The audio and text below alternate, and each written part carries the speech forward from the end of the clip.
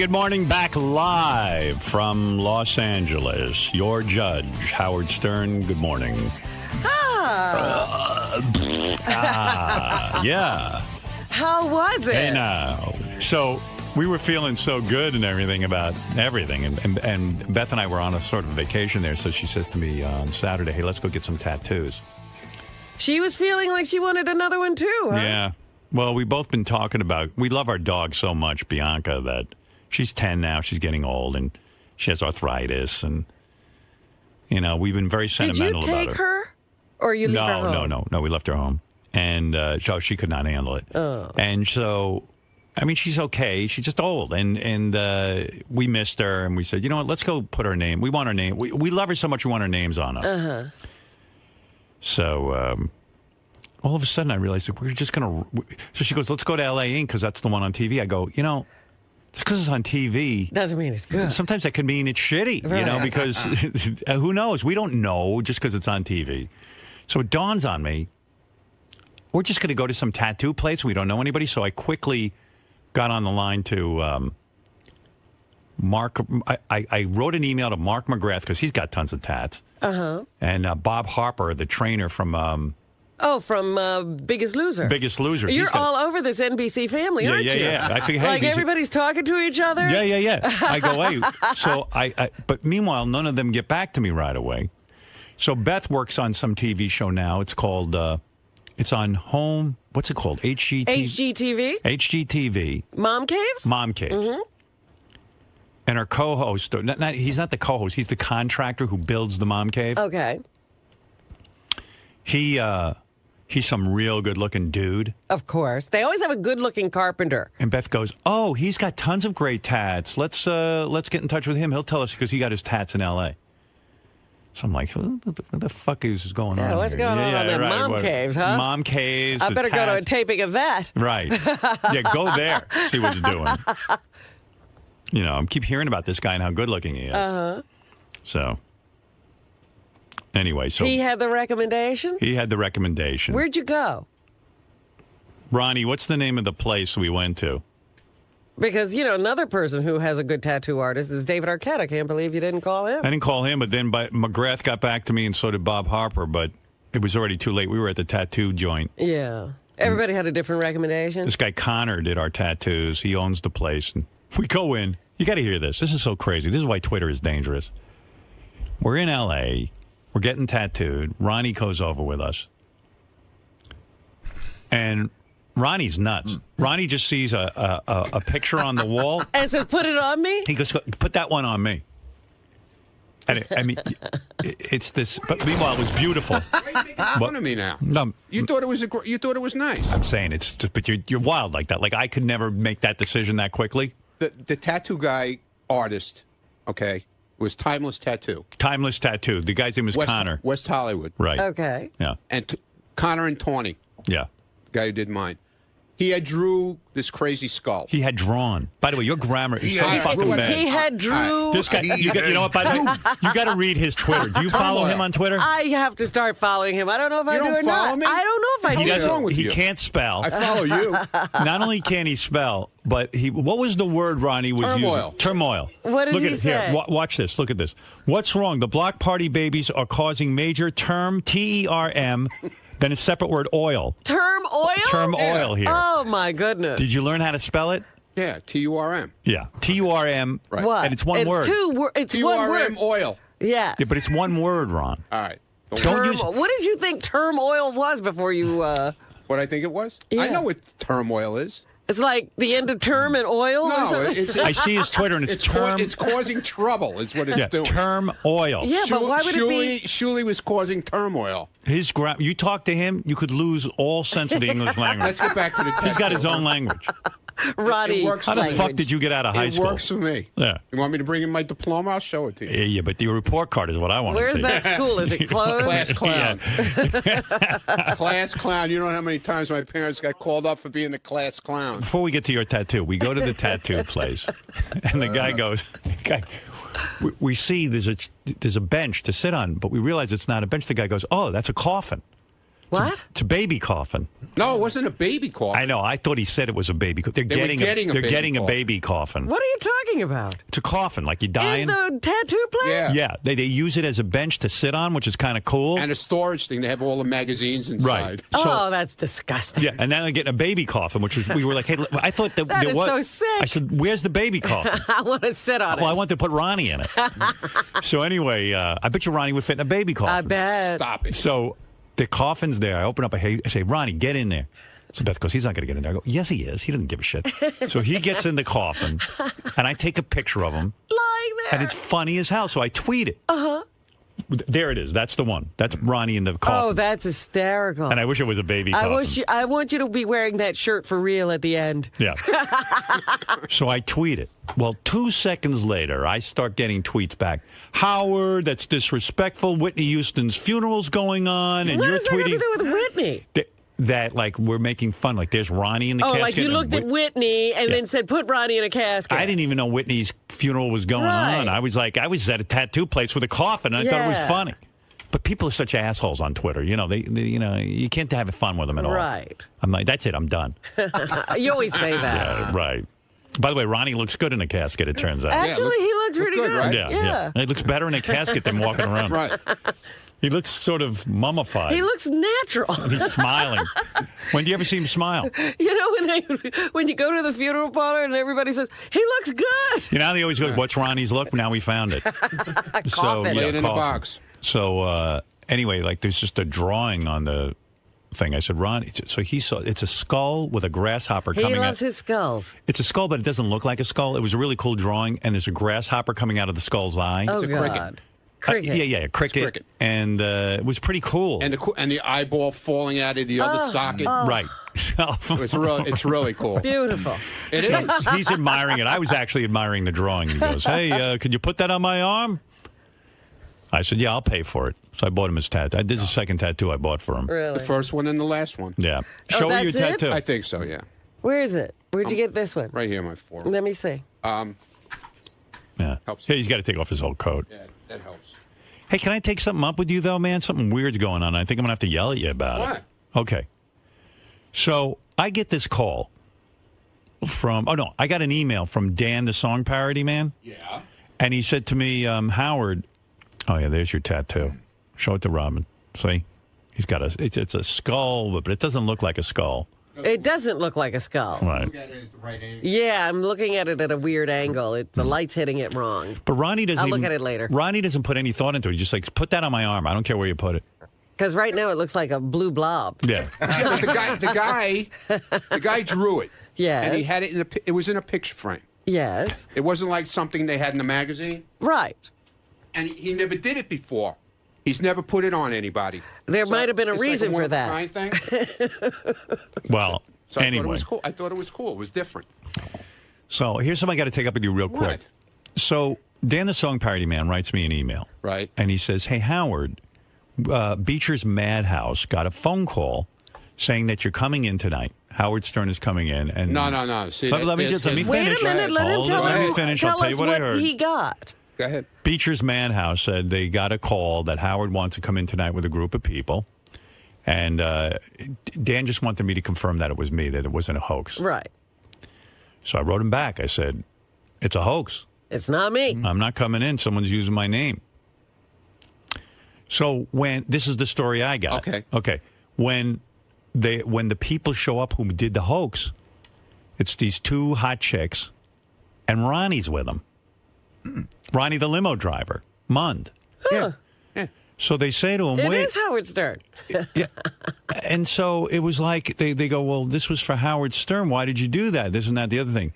So they threw him out. Oh. And No, we didn't throw us out. We walked out. you walked out. We walked out. Well, why do you? It wasn't in your name. That Yeah, was the whole but thing. they were contacted. Howard Stern was mentioned. Here's what it was. How was Howard Stern mentioned? Dan wrote me an email. Let me tell you what happened. All right, go ahead. Okay? It was this Tiffany Granite from the Playboy Channel Yeah. called up Go ahead. and made a reservation with some guy named Eric Espinoza, Okay. okay, saying that she wanted to come in with her friend from the Howard Stern show. Well, there you go. Didn't mention Ronnie at all. Yeah, me. It's yeah, me. Ronnie. No, she said me. Yep, Not from the you. Howard Stern show. Right, that she was coming in with me from the Howard Stern show. She shouldn't do that. What? Listen to me. Don't let your friends do that. I didn't they know thought it she was the did it Howard that way. Stern show. I knew when we walked in that's how it was. Yeah, but do there me a wasn't- favor because you're doing good. I don't want you to fuck this No, up. no, I'm not. Tell your little friends. Why do you have so many friends? He's busy. This guy doesn't go to bed till 3 in the morning. friends. He is What, L.A. that was the one always going to night. get you Well, into whatever. trouble. Saturday night was the only night I went out because that was it. We were done and Right. everything was finished and we went out. But then you go on Twitter. You're bashing Beecher's Madhouse. Because they treated us like garbage. But Ronnie, because the person you didn't make the call. They called up and said they're coming in from I the had Howard nothing to do Stern with the show. call. I didn't even know about the call. The owner flew back because he heard I was coming in. You caused them a lot of trouble. I didn't cause anything. You got to tell your friends not to say the name Howard Stern and your friends should not be the same. Understood, but I didn't know anything So what are you about it. trashing the guy for? What did he do Because they wrong? treated us like shit. Yeah, because they were All right, pissed. all they had to do was say, hey, listen, They made the reservation under false pretense. I didn't know That ain't cool. I didn't know that. And I know it because Dan wrote me beforehand. Yeah. I read the note. Does Ronnie realize that the doorman that he yelled at was actually Beecher? Yeah, that was Beecher. And he was pissed. He flew all the way back from, I don't know where he was. He was on business Vegas. somewhere. From Vegas because he heard boo-hoo I for was him. coming in. Well, boo-hoo for Yeah, him. because he was. Yeah, because he's pissed. He didn't have to be so nasty. Though. Yes, he does. And then- He no, was flew lied back to. from Hold on a Vegas. second. He was lied to.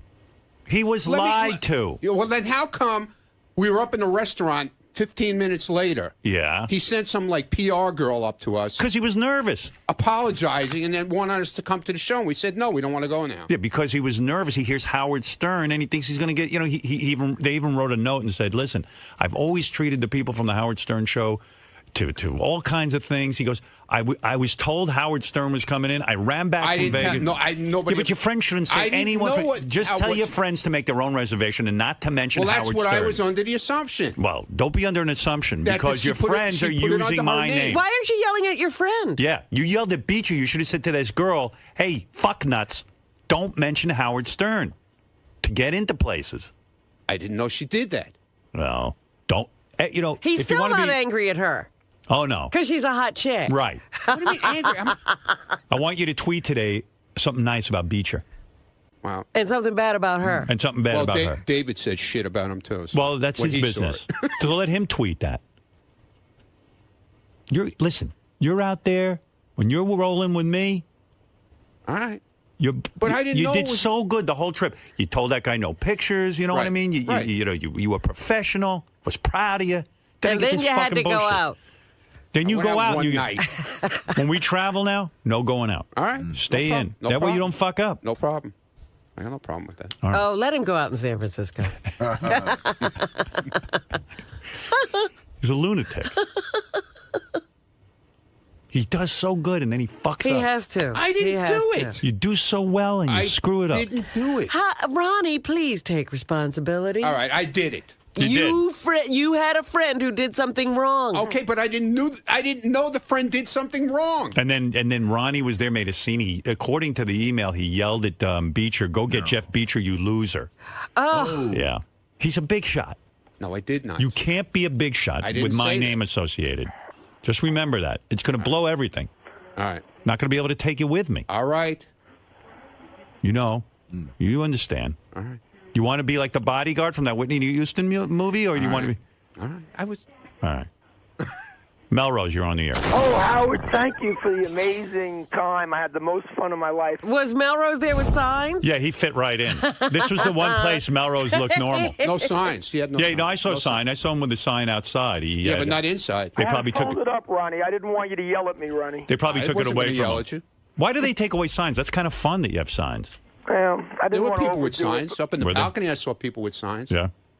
Now you tell me. Did you hear me saying hello to you, Ronnie? Yeah, I heard you, dude. But I can't come over and walk over and say hello to you. He was like a sentry. He wouldn't even speak, huh? No. No, he did well. That's what I'm saying. Oh, then he that's goes out with his fantastic. little friends from the Playboy Channel and he fucks everything up. And he's yelling at Beecher and he's tweeting. Beecher's a fucking. Well, why didn't Beecher just say something to me like, "Hey, you're not here Because with he was Howard." pissed off. He was told. But I didn't do anything. He to was him scammed. until he started acting like an ass. He was scammed. And you should tell your friends, you should call them and say, hey, you fuckers, don't use Howard's name. I will now from that the I know. Howard Stern Now that show. I know. I mean, what is that? I'm telling you, he'll be so nice to that girl. She'll never know she did anything wrong. baloney. She'll Howard, never know Howard. she did anything Yeah. wrong. Because she's got big tits. Oh, she does have big tits. Yeah, Melrose? You were brilliant as a judge. Brilliant. A lot of fun, a lot of fun. You were. The chemistry was unbelievable. Yeah, it was good. You know what? I'm so glad I decided to do this job. I really am. It was good. Can I just say one Did you have a good time, Ronnie, or was it like kind of work for you? It was all work, but you know what? Everybody's so nice there that you don't feel like you're really working that hard. Right. It made work a pleasure? It runs like a machine. It's great. They It got really that thing is. down to a science. I mean, you got to move awesome. in and out these acts, and some of them have huge setups. Uh-huh. Like when you get guys who are like these skater dudes, and you got to set up these massive. Skater dudes. Yeah, you know. skaters and bicycles, and they had Yeah, the you know. ramps. Bicycles? What are you talking about? Yeah, well, you know, it's not just musicians. It's What, everything. bicycles? Yeah. What Well, is that entertainment? oh, here's Beecher. Wait a second. And now he's up at this time of the morning? Hey, Jeff. Hey, Howard. How Yeah, are let you? me apologize because Dan, the song parody man, sent me an email and said, "Hey, did you know that someone called up obviously and gave you fake information and said I was coming in." Yeah, and I flew back from my vacation. Oh, you to were on report- vacation. Because Howard, you're God, and of course I'd be there to greet you because you've been so amazing to me and my company for a decade. Thinking it was you, and then we found out it wasn't you. It was Ronnie's friend, and Ronnie is with him. Wait a second. Yeah. Yeah. Let me go over this with him. Do you have a guy named Eric Espinoza working for you, Espinosa or I know we something? can go through 10 names. The bottom line is the girl that was with you. Tiffany, claims wait, it was Howard Tiffany, coming. can I Tiffany talk said for a it was second? Howard. Well, let's Can I- hear what Jeff has to say. Yeah, We but heard can your I- He thing. has to get her another mention. Yeah, right. You don't mention her. Do me a favor. All right. All right. What is it, Jeff? You were saying? She's the So one who this made it girl all. said Howard's coming in with people from his show. Right. That was what she said. So I come in to greet you, of course. And then Dan told me last minute that it was all make-believe. So at that point, I just wanted to face the person that would put this whole Hold on lie a second. together. Did you hear what he said?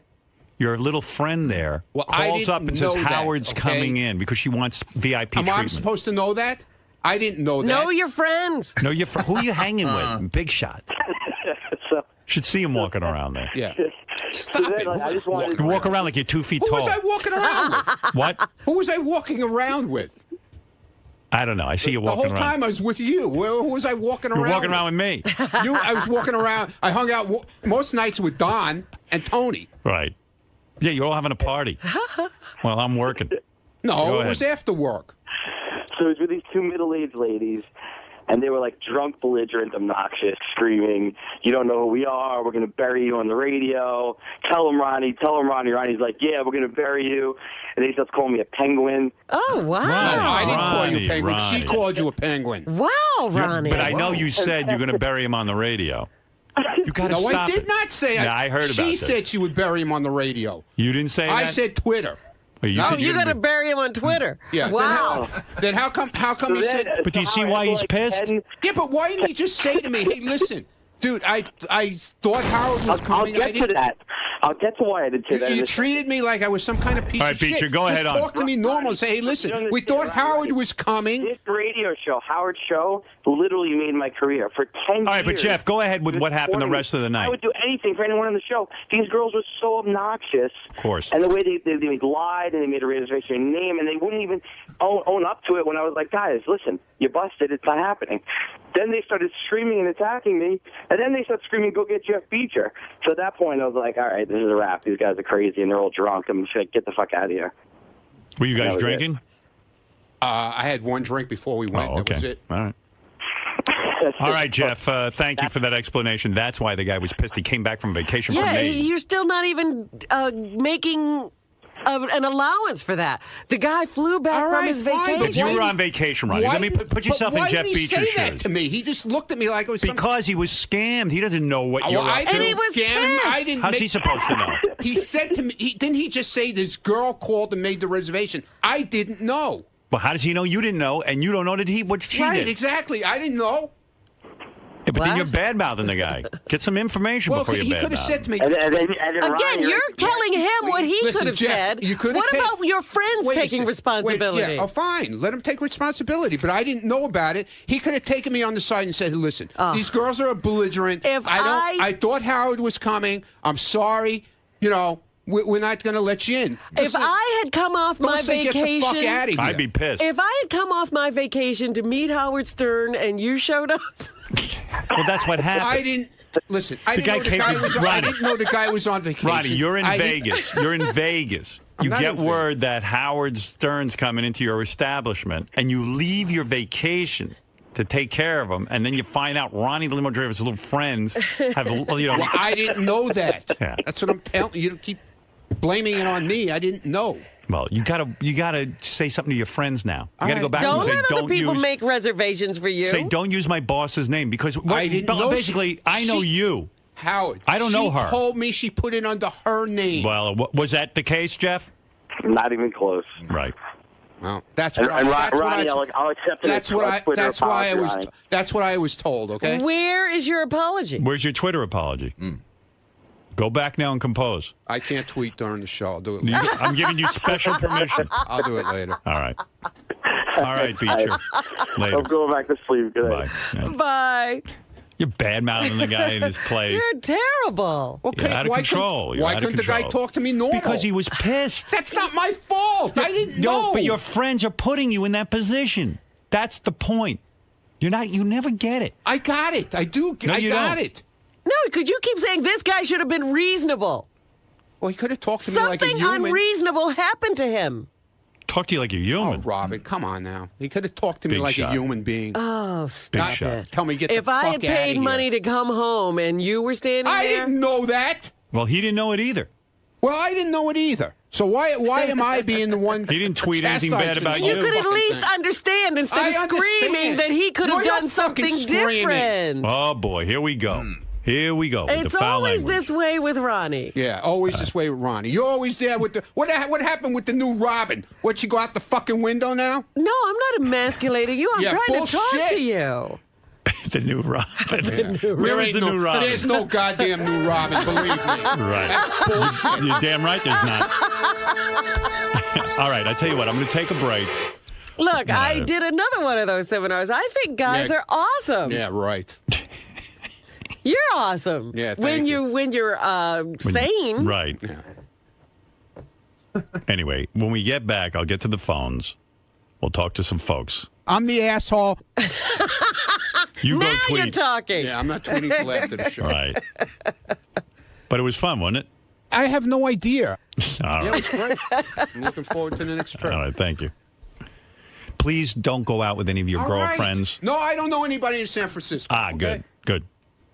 Goodbye. He doesn't know anyone in San Francisco, thank He can't God. get into trouble. Right.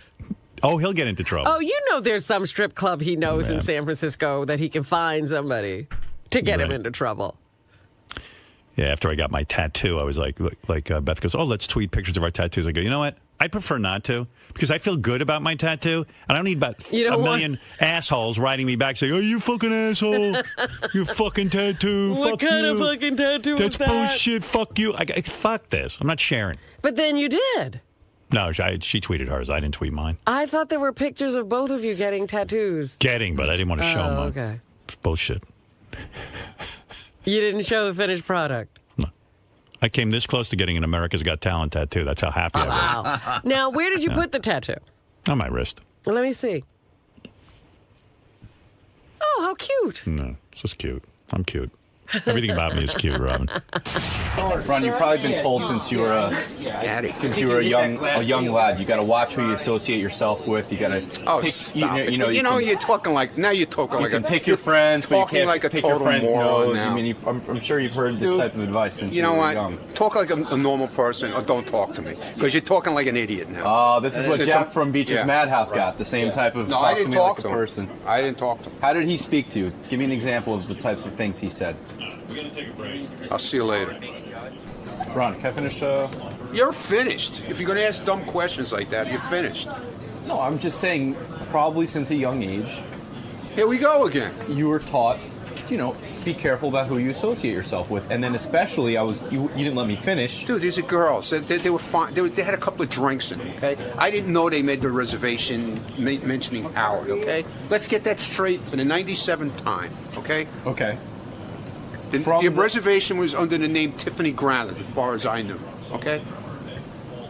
In the aftermath of this incident, what did you say to Tiffany?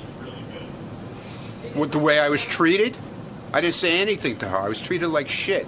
Like you know, I'm a human person. You could have fucking said something to me like, you know, take me on the side and say, listen, you know, we thought Howard was coming. Tiffany made this reservation under her name, but must have said that he was coming. I had no idea about that. Okay? And I didn't know it was Jeff Beecher, because I don't know Jeff Beecher from a hole in the wall that I was talking to. And to be told to get the fuck out of here, that it's not fucking happening like that, well, then you're going to get talked to the same way you talk to me. I don't need all of it. But as far as Tiffany sort of put you in a precarious position, I mean, that's not fair on her part. Dude, I didn't know this until we... I know, but in retrospect, now that you all look right, back so at now it, I know, okay? So what is that? What is... What will you say to her? She kind of got you in trouble with your boss. Well, I'll talk to her later about it, okay? I'll discuss it with her, not you. It's amazing what we'll do for a pretty face. Right. Give me a break. That's the way it used to be.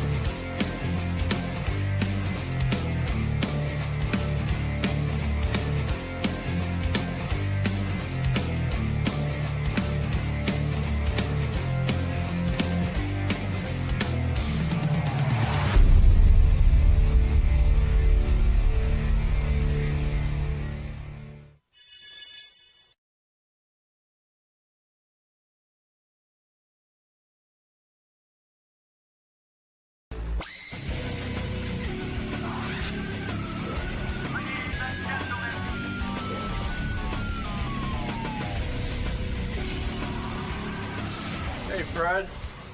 How you doing? How you doing? Good. I really don't want to be firm because I have a bone to pick with Scott Kirstein. He's been like a brick to me lately.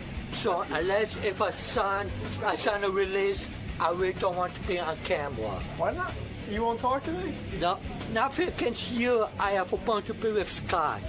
Scott Goodstein? Yeah. Yeah, so... This all right. one, yeah, This one, okay, two. So Kurt Angle's coming in today. He's a wrestler. He's a big deal. Elephant Boy. You know, Elephant... You know, you got to worry about these wrestlers now. Wrestlers are just dying. I know. Well, do you know the part in the movie The Wrestler where he gets staple gunned? Yeah. You know the kid who's my bodyguard I showed you a picture of? Yeah. The kid who Yeah, I came know. home when he was 17 and his parents were gone? He does that shit. He Kurt Angle? wrestles. No, not Kurt. This kid wrestles in amateur wrestling matches around Jersey. Almost the exact scene in the movie The And he Wrestler. staples himself? He's been in staple gun matches. Oh, jeez. Wow. I mean, like, there's no phoniness. They staple gun. Right. each other. Right. What's your problem with that? I don't know. I guess Why don't you grow up and accept reality, man? That's making a living. Yeah, I But, guess so. You know, just a couple of weeks ago, the test was found dead. Yeah. And then, you know, we had that guy who killed his wife and kid and then killed himself. Oh, yeah, that guy went nuts. Yeah. I told Elephant Boy you could come down here and meet Kurt Angle, but he's going to have to do something. to I'm meet just Kurt worried Angle. that Kurt Angle is... We had a good idea. We want to... One of the ideas... We had a whole bunch of... Where is Elephant Boy? Bring him in here real quick. I haven't seen Elephant Boy this year. got to tell him he's got to do something to meet Kurt Angle. He just can't meet Kurt Angle. Yeah, why should he just get to meet him? I mean, I love Elephant Boy, but, you know, there are rules. Hey, Elephant Boy. Boy, you gained weight. Put on a few, huh? Yeah, for a little belly. Gary says to me this morning, you think Elephant Boy will be wearing his fanny pack? Yes, I go, and there it is. There it is. And Elephant Boy is the last fanny pack wearer, I think, in the country. And look at that color. I mean, that must be from the 1980s. He's got a fanny pack that not only is a fanny pack not cool, it looks like a colostomy bag on his hip, but he's got a fanny bag that doesn't match any outfit he could be wearing. It's a purple fanny I am bag. not color coordinated. Yeah. What color is that, would you say? Purple? Maroon. What? Maroon. Yeah. Moron. That isn't maroon. Whatever. Why would you get a maroon fanny pack? Yeah, it was on set. That's why I say have enough pockets for me and don't lose stuff. Why don't you get like a knapsack or a cool thing, like a bag like I got? I have a knapsack I usually take to walk with me, but this is like with my small stuff. Yeah, what do you got? What do you got? What is so important that you got in your fanny pack? I got my radio, my cell phone, my cards, credit cards. Yeah, but can I ask you something? Yeah. Why not? You see, like I got like a case, like I carry around a bag. Yeah. Because like that fanny, I'm just saying that fanny pack attached to your belt. Well, maybe next time instead of I take my knapsack, I do have one. No, because that's a lot cooler. I'm just. Well, he's always wearing that fanny pack. Elephant Boy has always reminded me of a celebrity, and it just fucking hit me who he reminds me of. I'll tell you exactly who you're thinking of. Okay, go ahead. I got to think of the guy's name. I know he's been in a couple of movies. He's been a guest. He's been a guest, and I can't. He's blonde hair. Not the guy I'm thinking of. I'm thinking of a musician. I'm thinking of an actor. I'm thinking of an actor too. Okay, I'm thinking of a musician. See if you're with me here. He looks like if Ron Wood sustained a bad head injury. Doesn't he look, he looks like he got Ronnie Wood's nose. He looks like Ronnie Wood. Who are you thinking, Fred? I'm thinking of David Arquette. See, I'm not thinking of David Arquette. I'm thinking of I can't think of the fucker's name though. What? People in the past told me I look like Emilio Estevez back when I was younger. Emilio Estevez? Yeah. Yeah, you don't look like Emilio Estevez. Okay, that's what people told me. Anyway, Kurt Angle's coming in. Elephant Boy's a big wrestling fan. There was a couple of ideas. He's still into wrestling. Yeah, he's still into it. Well, you still gay or are you straight now? I'm straight now. Yeah, you see, someone said to me, do you think Elephant Boy's gay, but he's just being straight? I go, Elephant Boy did so many gay things that he's gay. He's a gay man who's trying. Faggot! He's trying to be straight. But you are faggot. So I feel bad for. I don't think that he's the kind of gay that is struggling to be straight. But Howard, here's the question. Of course he's gay. Can a man go through a period of time, say 2 or 3 years, of a phase of being gay, and then just give it up and be straight? No. You're gay. But there's nothing wrong with it. Yeah, that's enough for one. Like to me, it's a phase. I think I'm all out of it, but who knows what happened to future? It's not my That means he's object. going back. I'm saying if Kurt Angle walked well, in. like I said, call me in not for 10 years. I'm saying if Kurt Angle walked in, stripped down nude, and said, Elephant Boy, blow me, Elephant Boy would be on his knees. Yeah. I would also say that very few people who go through a phase actually make movies. Like Elephant Boy made a movie. That was years ago. Something I regretted, but doesn't matter how many years ago it was. Why is he fighting being gay, Howard? Because it's not an easy life, and he's got enough problems. He's Elephant Boy. You might as well go gay. Nothing's going to get easy for you. True, but I think of this as a much of a hard time I get to get ladies, I have double the hard time getting men. Really, you think? Yeah, I think the most I can get is like old guys. So he doesn't feel that he could get anybody good-looking men, so he's sticking with women. You can get good-looking women? Yeah. You still got that girlfriend? Yeah, but she's how'd you say, indisposed. Oh, she's in jail? It still is, yeah. Oh, she's still in jail? How long is she going away for? Probably not until early next year. Wow. How many years has she been away? 2 years. I told me 2 years. How's she doing? Well, I just talked to her this weekend. She's doing okay. Is she getting it on with girls in prison? Yeah, I know. Not her thing? Not a thing. Unlike me, she never went through a phase. What's she doing in prison? I didn't even know why she got in there. She's illegal use of prescription drugs. Double burning from different doctors for the same prescription, and then give it to other people. So she was selling it. Not started giveaway, and also, possessing. And wow, you get 3 years for that? And Rush Limbaugh didn't do a damn. If it was for the first crime, she would only get possessing. But then they discovered she was giving out to her friends and stuff, so they threw the book at her. She was distributing them. That's the word. Right, distributing. Yeah. See, Limbaugh kept it all for himself. Limbaugh wasn't distributing. Yeah. He bought it. And the thing is, she was risen up for audit possession, but she had the same judge that configured her, and he was put up with no nonsense. I see. Yeah. Did you know you she get that? Did you? Yeah, I saw that. Did you know she was using? Yeah. You did. Yeah. Why are you mad at Doug Goodstein? What's going on? Doug Goodstein, two things. I missed you. And one is the at the Whack Pack Barney when we did. He said I stink, and I was with Marianne from Brooklyn. She said I didn't stink after all the time there. Yeah. But if Elephant Boy got a bad. if it was just that, I wouldn't mind. Right. But then, I've been getting complimentary service of Harry TV as a friend of the show. Yes. All of this Sunday, I saw my capable. I was being judged, and I want to know why. So I make an inquiry.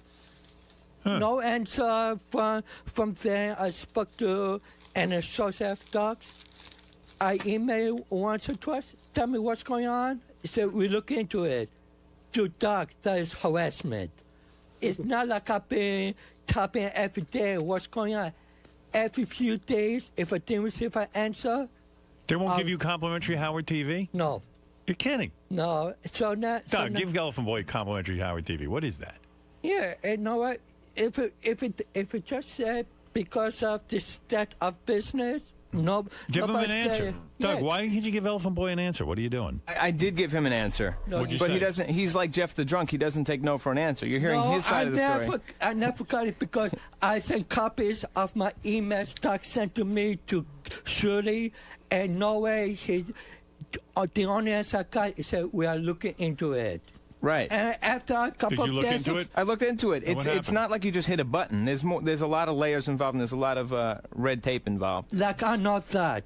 And I actually stopped looking into it after he became such a pain in the ass. I'm why? not gonna bend over backwards for him when Why? he's just he calls like Jeff the drunk. He goes around the office and calls people. Because he I emails have- people. He wants an calls answer. again. That's what I gave him an answer. I said we're looking into it. Relax. I'll show you the email. Do you see how good Howard TV is? This guy's ready to have a mental Look breakdown. at, He can't get it. yeah, he's calling. I you said should the be- first time you should be I complimented. look into it, I'll get it for you. It's like Relax. heroin. No.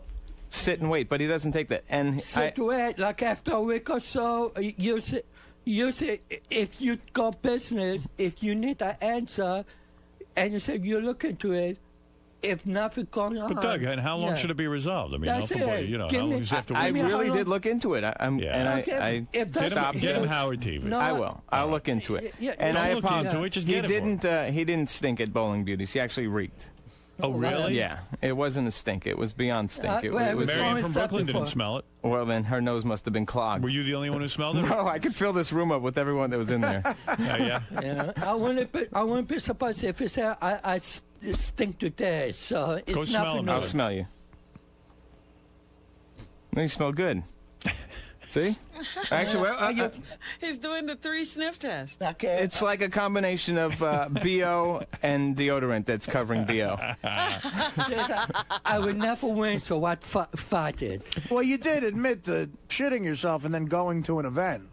I admit to that. Yeah, that's pretty Yeah, gross. okay, but that's Elephant not. Boy, I'll never understand because you seem like, aside from your elephant affliction voice, you seem like a pretty normal guy. And then you go to an appearance with Gary and you got shit running down your legs. And like that took me by surprise. Like, that was not in that's character. it. That took you by And surprise. I got to tell you what else took me by surprise.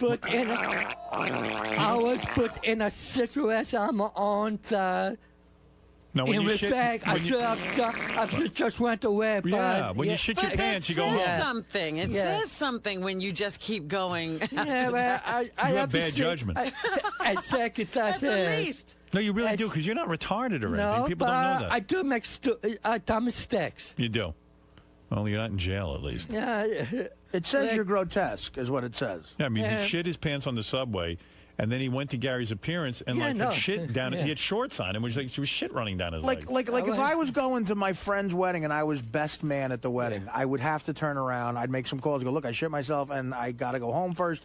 You continue to go to a Gary appearance. A public appearance. Yeah, you know what? We should say it was Howard. It was outdoors at a car dealership. Like, he wasn't missing a lot. Right. And then you wipe. Like I say, I haven't seen Gary in a long time, so I thought this go out, but Maybe there's more to those Gary appearances than I know. They're really great. He's just saying Gary is a nice guy. He's just saying he hadn't seen Gary in a long time. That's why he continued to go. He missed Gary. And Gary would be happy to see his shit-filled self. That wasn't my train of thought, but And then you wiped your ass on the tarp. Remember? You wiped on my leg. You wiped your. It was all down your leg. And he smelled. I mean, yeah, he smelled. It was not. Do you remember the intern that was there? Some girl, Ashley. You remember her? How you made her stink? I think one of the interns. But listen, plap out to Gary. Elephant Boy. That isn't even the reason why I brought you in here. I know you want to meet Kurt Angle, but you got to do something to meet Kurt Angle. Here's what I'm thinking. The first thought was, and I don't even know that this makes sense, but we were going to sit Elephant Boy in here and tell Kurt Angle that Elephant Boy's a Make-A-Wish kid, and he got mouth-fucked by a gang when he was young. And now that's why he talks like that? Yeah, that's one thing. And then every time. But do you think Kurt Angle will really fall for that? I wonder how much Elephant Boy would actually pay to get mouth fucked. Anyway, okay, so here's the thought. We could ask Elephant Boy Kurt Angle questions, and he's an expert on wrestling and stuff, so he could probably answer everyone anyway. But for every question he gets right, he gets to sit at least 5 minutes with Kurt Angle. All right, so that could probably be, if he gets a couple right, he could be in here the whole appearance. Right. All right. For every question he gets wrong, he has to get 5 penis slaps to the face by Richard and Sal. Oh, good. Have they agreed to that? Yeah. Oh, I want to put it past those two. All right. Okay. Or for everyone he gets wrong, he has to get teabagged by Richard and Sal. Which is worse? I think Richard and Sal are having gay sex. Either way. But Elephant Boy actually doesn't mind getting a penis to the face. No. All right, I tell you what. How about this idea? Elephant Boy can sit in here with Kurt Angle, but every time he asks a question, we turn the Sybian on, and Elephant Boy has to ride the Sybian while he asks his question. that one. You like that? I wouldn't want the Sybian. No, that's what we want. All right. It would do nothing for me. I don't know. You never know. Just sit on it. See what happens. It's just funny to hear you on the Sybian ask Kurt Angle a question. Oh, I'm the Sybian. All right, the Sybian it is then. Yeah. Oh, good grief. All right. So while you're in here, you can be in here with Kurt Angle, but when we go to you and you have a question for Kurt Angle, we'll turn the Sybian on. Oh, boy. You have to ask it on the Sybian. Right. I just hope you don't lose control of your bowel. I don't think that will happen. Right. But, this is your show. Right. You don't have to insert or anything. How old is Elephant Boy now? What do you think? I'm going to say 50. What do you think, Robin? Yeah, I was going to say around 45, 50. Yeah, well, my birthday is 1958, so I'm 50 and a quarter. Wow. 50? Yeah. 50's Elephant Boy, but he's always a boy. Elephant Boy. He's still a boy. You won't never give me the moniker Elephant Man. So. No, that's not you. All right, Elephant Man. Go sit outside and wait for your Sybian ride with God. Kurt Angle. Right. I'm really looking forward to it. Okay, why do you love Kurt Angle so much, by the way? Why was this so important to you? All right. Well, it's not just Kurt Angle. I was invited like a couple months ago for Ric Flair, but he canceled out. So when I heard that Kurt Angle was going on the show, I asked her if to take up on my rank. Why do you love Kurt Angle? Oh, Kurt Angle is one of the top wrestling stars today. Right. Remember, Elephant Boy used to go to all the wrestling matches, and you were almost like in love with that one wrestler. Yeah, Mick Foley. Mick Foley. What happened to him? Jack. Cactus Jack. Him too. What were you? Yeah. You had a mad crush on him. No, not crush, because he. Oh please! You were hanging around the locker room. No, he was making appearance in the New York area, and I know from his reputation of being extreme, hardcore, that whenever you see him, Hardcore. You know it's fake, right? You don't wrestle. Oh yeah, fake. it's good. It is. You know, I'm not giving away enough of the business, but whether it's fake or real. No, it's fake. Okay, Whether I it's agree. fake or real. I'm agree with you, but Mick Foley, Cocaine gives 100% of himself. Right. Yeah, that's why I just like with a good actor, if you give me a good performance, I would be a fan of yours. What is the most attractive? Who is the most attractive wrestler of all time? The most handsome. Who is the most handsome? As a guy who's dabbled in cock and balls. No, I never look at wrestlers bullshit. because they would beat me up. Who's the, no. No. Who is the prettiest wrestler of all time? The sexiest, the one that you fantasize about. I don't fantasize. You're lying. I don't. Yes, you are. Like there's maybe a younger Shawn Michaels, but not in a it's this way. What about The Rock? Does The Rock? Does he make you hard? No, but it got good. If The Rock wanted to ass fuck you, would you let him? Nope. You've never been ass fucked? Nope. Liar. No. Are you saying you're a top? You're not a bottom? No. You've taken it in the ass once. Yeah, I did. But Elephant boy. No wonder he's shitting his pants. Fred went, please. Yeah. All right, let me ask you. Powers. All right, I'm going to give you. Why do you say these things and then have to recant and say, "Well, I did"? Because I have no memory of it. It's not like stuff I'm. You don't remember getting ass fucked? You remember that? It's so long time I don't pay attention to it. I'd have that date marked. You know, you better stop paying attention. Yeah. I would have that date marked on my calendar.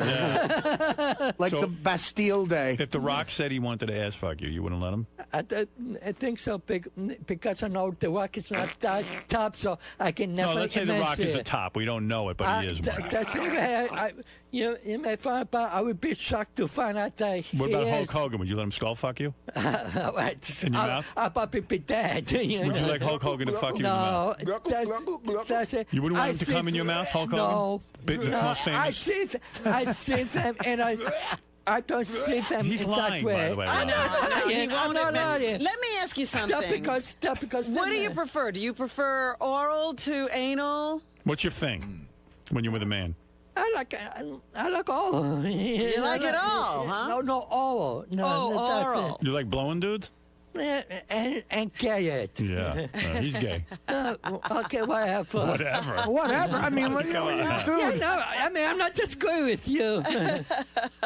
Why fight it, right, Elephant Boy? Why fight it? You've been fucked in the ass. You like blowing guys and getting blown by Who's the guy who guys. fucked you? Like, how did that work out? Was that one of those guys you found through an ad? I think it was an ad. So why not be with men? I don't understand. Your girlfriend's in prison. Yeah, but That's not cheating, is it?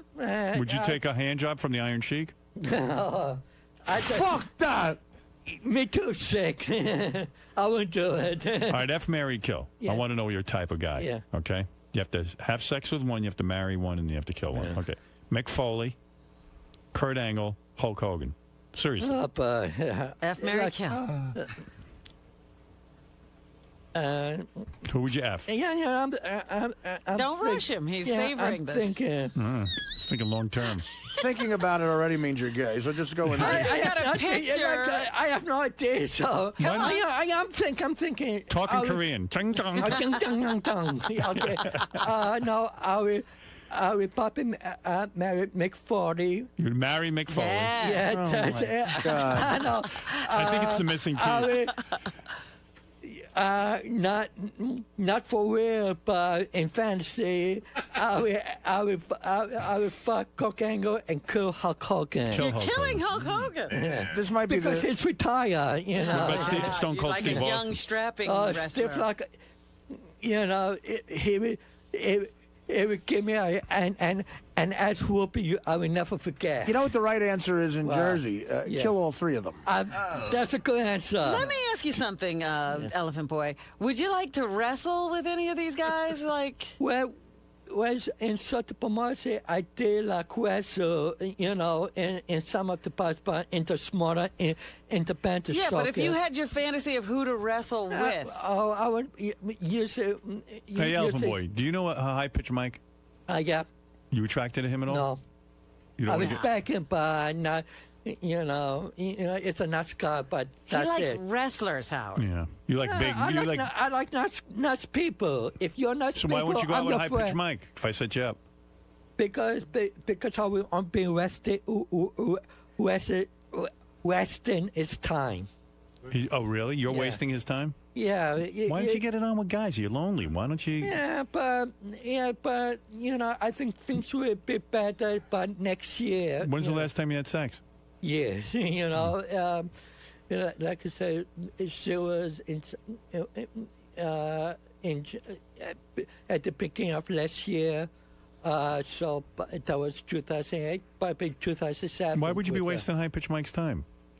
Because there's so many better fellas for him to find happiness with. You're just going to be a quick bang in the night. huh? Yeah. Why don't you call a former Met Art Shamsky? Why don't you that. why don't you do a little one-nighter with high-pitched Mike? You two have some fun, wouldn't- lick each other's asses, It wouldn't lick some be- balls. Mike could blow you. Mike will blow you. Sure. Oh, you don't know what Mike is I say into. no. You want Mike to blow you? No, I wouldn't. Want it. You don't want a blowjob? I'm a profit person. In regards to what you talk about, I like to keep it off. Off the air. What's he see, saying, Rob? If you talk to him about this in the hall, it'd be different. Not in the hall, but, I mean, just yeah. off the air. Yeah, All that's right. it. Fair yeah. enough, fair enough. It doesn't go with, with women. I'm not the person, the type of guy that will blab about it the next day all off the air. Too bad. Okay, well, That's me. all right. So we'll let you talk to Kurt Angle. I appreciate He'll that. sit on the Sibian while Gary Oh, gives good, you the good. full 100% juice. I can just imagine. And that'll be good. Okay, thank you And again. I think you should go Howard. back to men. I think you shouldn't be lonely. Why And not? I can say, if I have to make that decision, I will always have a spot for women that will never go away. And and if I have choice, I'd rather be with women because I feel more comfortable with women. I see what you Yeah. I think the boys have a sexy bikini for you for when you sit on the Sibian. Oh, so that'll be good. good. Good. You'll look really hot for Kurt Angle. Oh, wonderful, wonderful. So go get in your bikini and get ready to sit on the Sibian.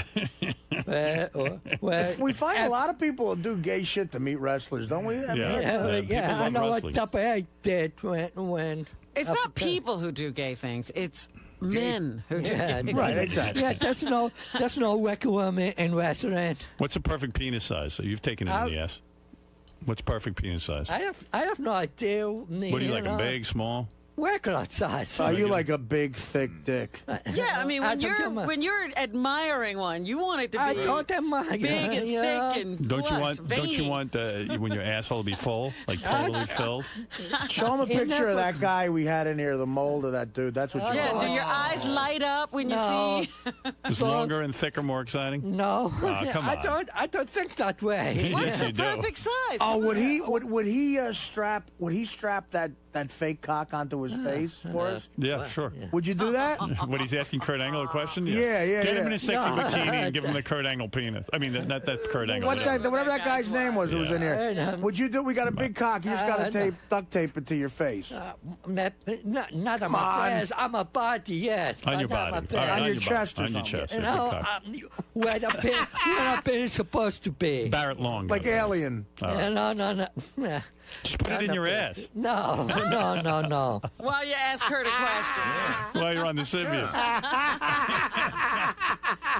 Excuse me, Mr. Angle. That's what you have to do. Come on. Can I live now? Yeah. See All you. right, go get in your bikini. Go ahead. Oh, I can't wait to see you in a bikini. Oh, He's hot. good. He's not so bad. Go ahead. I know, he's got a cute Okay. little belly now. Yeah. I like And get that fake cock. Pregnant. And take off that fanny pack. That is the sickest. It's the weirdest look ever, fanny pack. If you tried... it went away so long ago, he won't give it up. If you tried to find a shirt that ugly, do you think you could do it? No. There's no shirt that uglier than Elephant Boy's shirt. And it's the combination with the purple fanny pack that really sets it off. It's a yellow and like black shirt. It's piss yellow. Piss yellow. And shit brown. And purple fucking fanny pack. I mean, it's like every weird color. Okay. Fred. Yes. There's a lot of gay revelations today. Yeah, and the thing is, it's not that I'm not that gay. I mean, if I have to judge, it was like trying to do something different from my longest, but I tried it. That's okay. Go ahead. Okay, I'm sorry. I tried it. It wasn't that bad. I have to admit, to be completely honest, but it wasn't me. I would be more comfortable with a woman, you know, in a love-and-death relationship than with a male. How come you had such a problem with possibly getting teabagged or getting smacked in the face with their dicks? Like I said, because that's not me, you know. You know, like I said, if I really want to do something like it, it's like with a woman. That's what I feel comfortable with.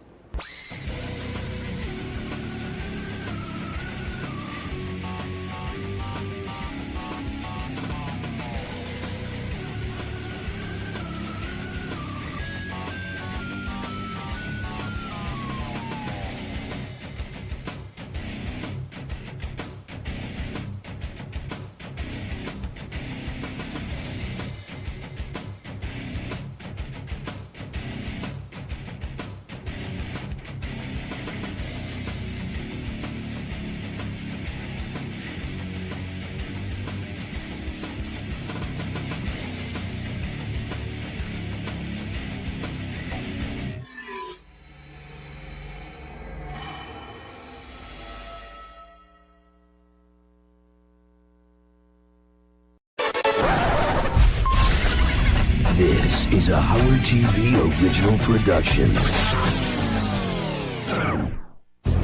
On this episode, Bobo thinks the world is going to end. Does he have a plan? Oh, I found it. And is he man enough to survive? In case a dirty bomb goes down, I light the match and I see which way the wind's blowing. See, Bobo's not so stupid. What's your problem? Testing 1, 2. Baba Boo. Yeah. Hey-oh, yeah.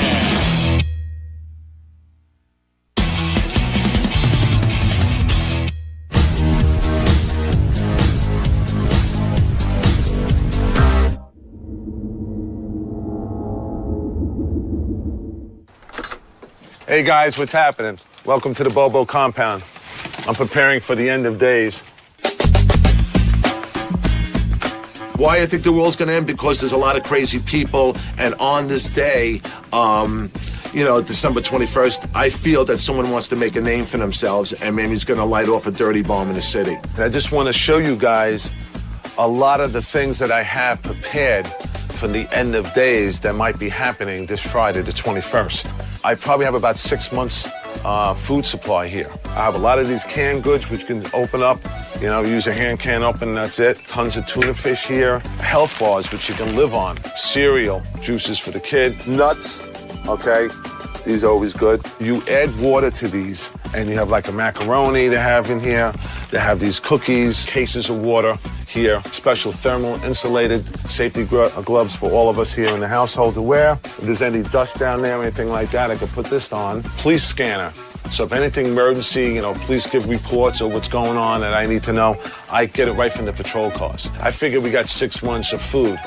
After that, it's lights out. If there's nothing else we can get, you know what I mean? For goodness, or the elements aren't going to have their way with him. I mean, it's ludicrous. I got all my rations. Now I had to find a place to hide. And I was running out of time. We actually find 2 missile silos that are not active anymore. The most convenient location that I'm looking at right now is the Lindenhurst and North Amityville abandoned military.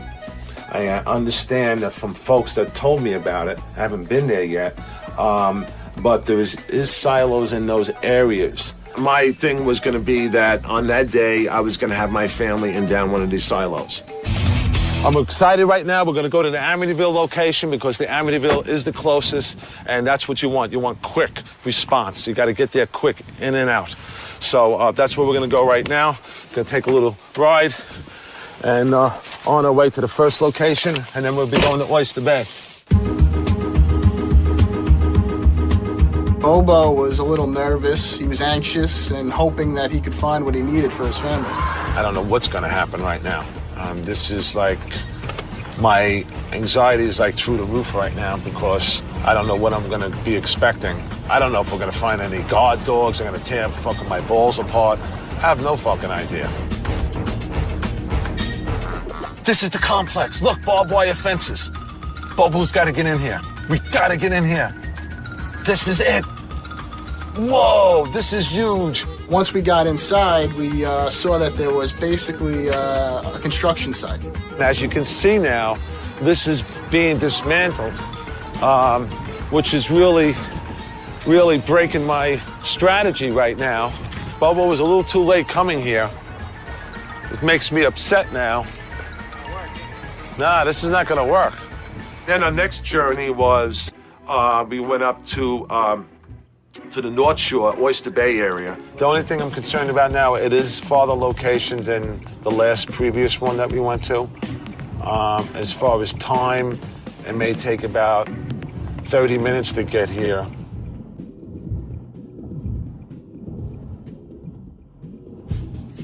Okay, these are the grounds. Oh, that might be something over there. This is the area of the sites where the, I believe, the missiles were kept.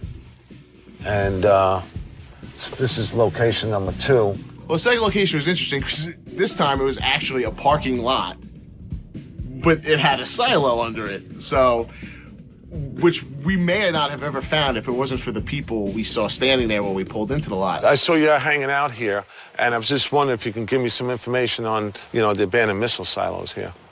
The steel plates are where the launches were. Really? Okay, and underneath all that debris and brush and all of that is the hatches. Are where the storage facilities were.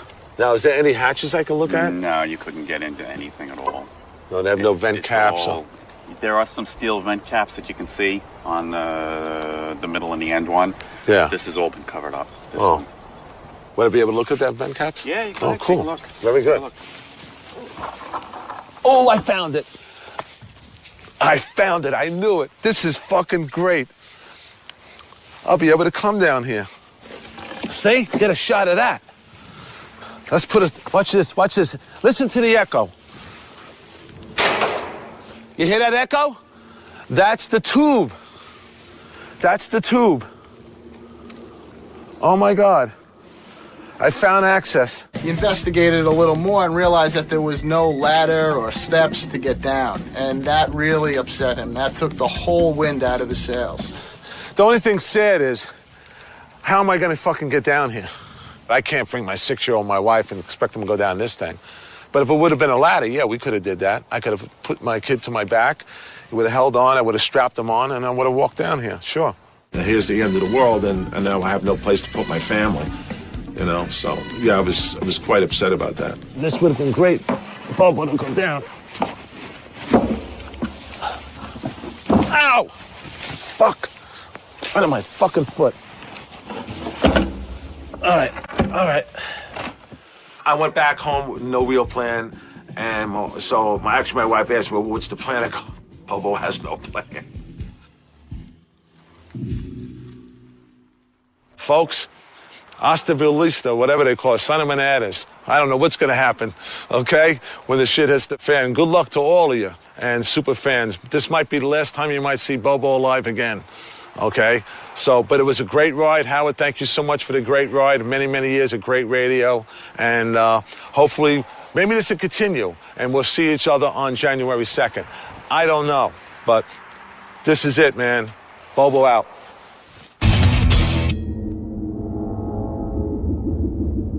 During our creative meetings, lots of ideas are pitched. I'm in touch with a lot of the Whack Pack community, and I knew for a fact that Bobo was, quote-unquote, a doomsday prepper. What do you got, Joel? December 21st, the end of the world, supposedly. It's on a Friday. We have Brian Phelan, we have Bobo, and we have High Register Sean. All three of these guys believe that the shit's going to hit the fan on this day. Shuli said it could be cool to have a 101 special with Bobo discussing the end of the world and taking phone calls and whatnot. I just said, hey, instead of doing that, why don't we just invite Bobo in and pretend that the world really is ending? Let's just bring Bobo here. Is that maybe something he would do on the So what you're channels saying, to do? Sal, is you would invite Bobo down on Friday. Right. And say, look, we want to record a special and talk about the end of the world and this and that, because we really don't think it's going to happen, obviously. Right. And so he's sitting there and talking with you, and all of a sudden you and Richard are in there, and everything shuts down. But the mics are still going, so you get his reaction. Holy shit! But what else happens? Like, what else after the power?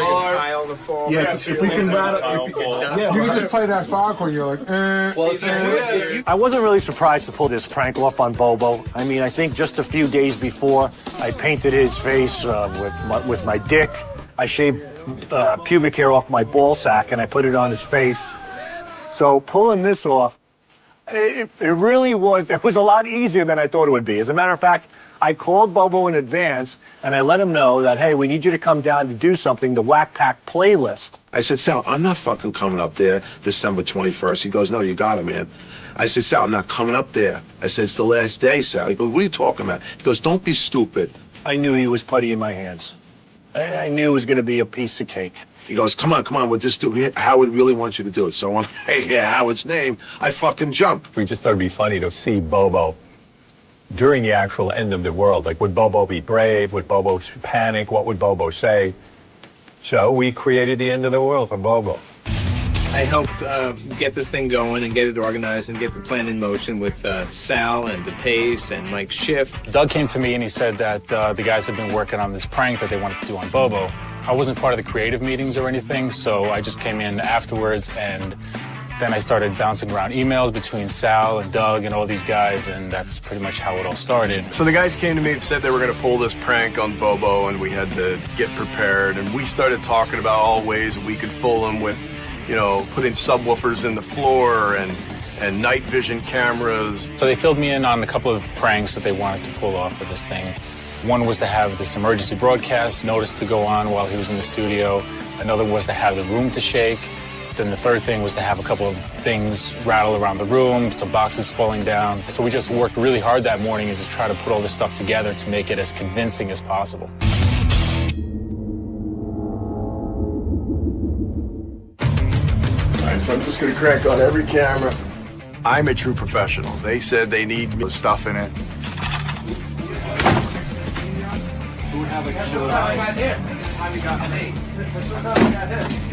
My role in the prank was to hide under Benji's desk and shake it to simulate an earthquake, and also to knock some of the CDs off the desk. I'm right under Benji's desk.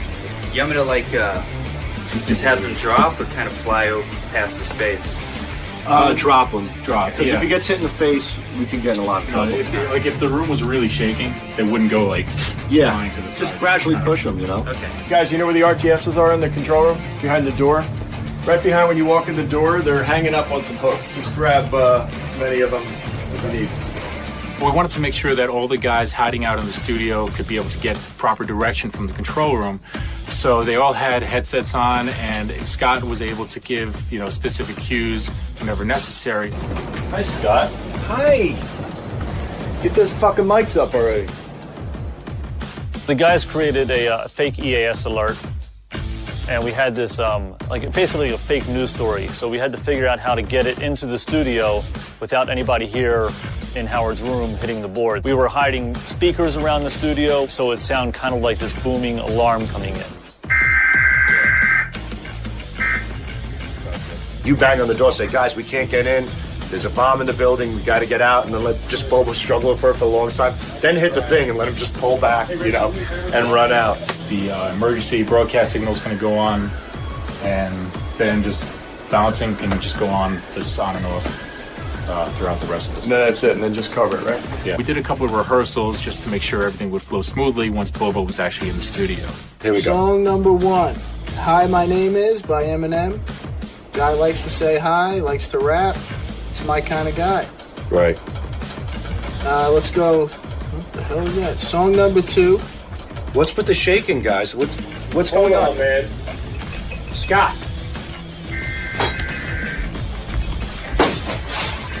Attention. Attention. Hey, you guys hear this? This is an emergency announcement issued by Homeland Security. 1, 2, 3. Let's get out of here. Go!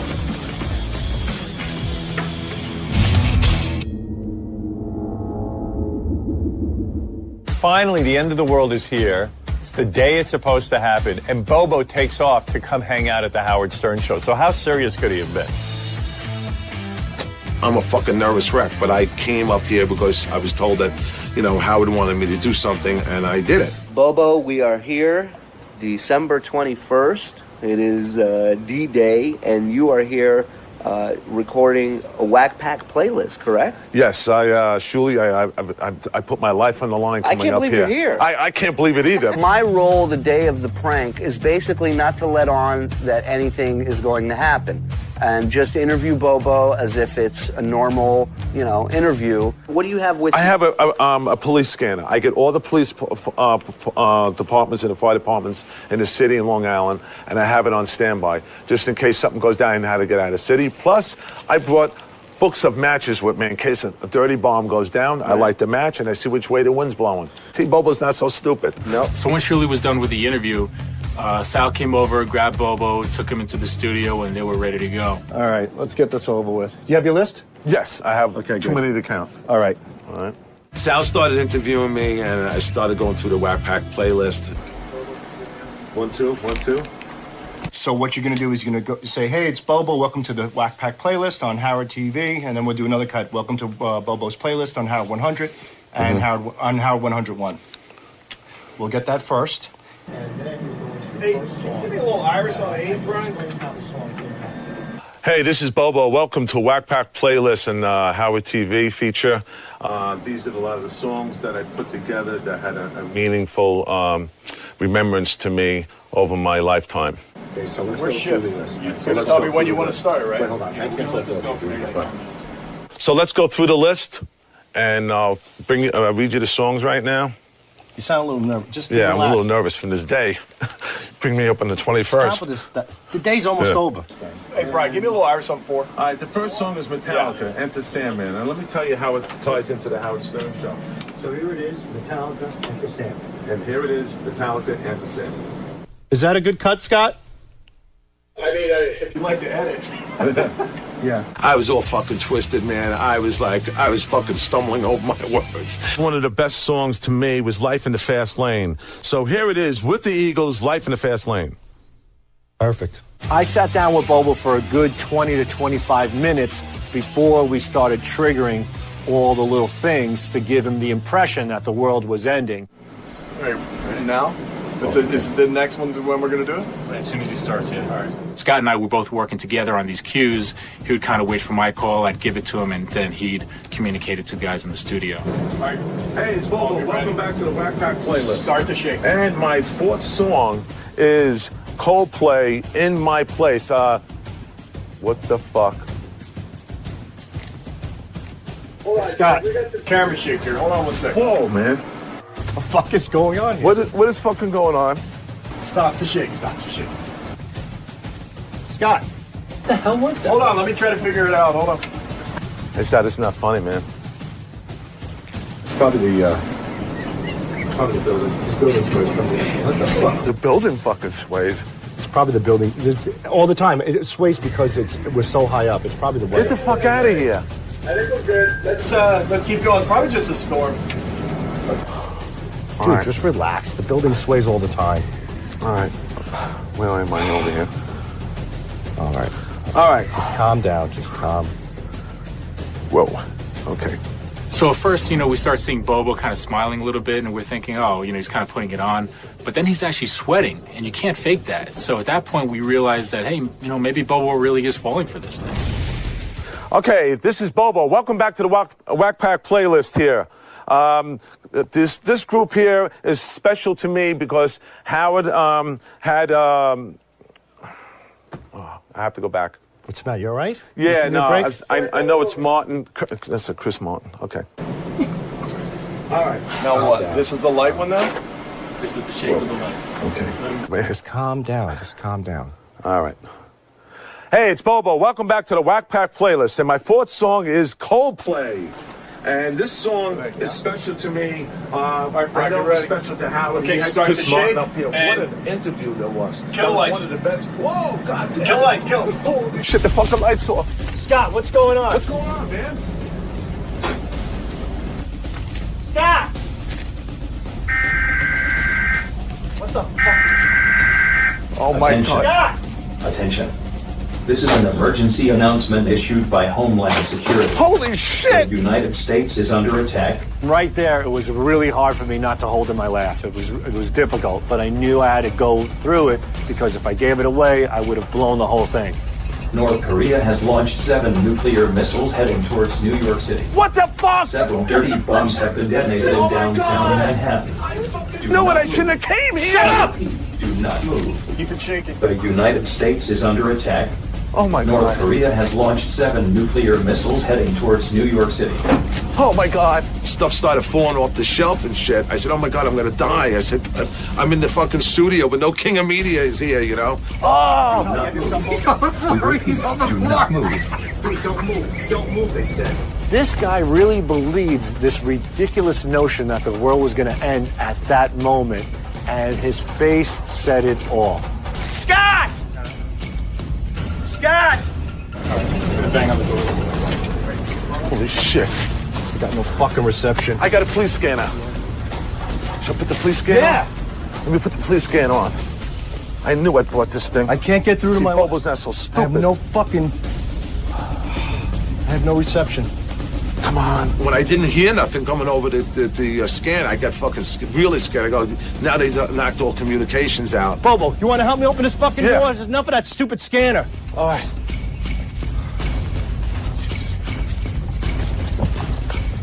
Fucking pull it.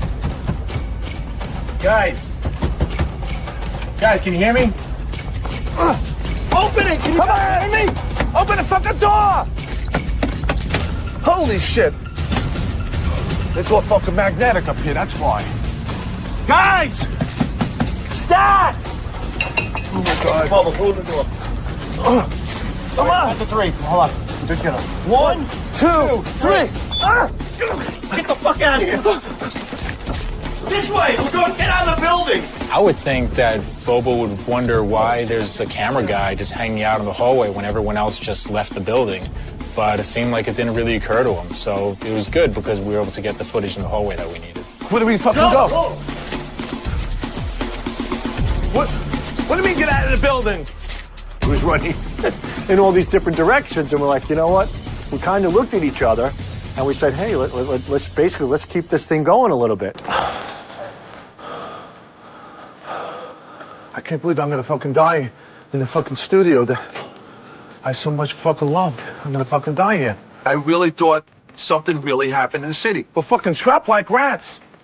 Just sit tight like they said. You just have to wait. I'm a very sensitive guy, and I was starting to think that it was all gonna go down, and I was gonna lose my family. I was gonna die here in the studio. My wife was right. She's, oh my God, I should have fucking came here. She told me that. Now they're fucking home and I'm over here. I'm stuck here. And Howard's not even here. At least fucking die with him. Dude, that's what you're thinking about right now? I No. got 3 kids at home. You I worried know. about Howard not saying goodbye to you, asshole? When Sal was still trying to sell this thing to Bobo, some of the guys in the studio were clearly getting impatient because I think Patrick actually opened up the door a little bit to see what was going on. Holy shit. What the fuck is that? You'd think he'd kind of figure it's a prank or try to ask, hey, why is there a door opening? But it seemed like he didn't really care, so it was very strange at that point. Holy shit, I'm fucking hyperventilating. You got a fucking paper? I gotta have a paper bag. You gonna throw up? No, fucking hyperventilating. All right, sit down on the couch. We got him a bag to breathe into because he was hyperventilating.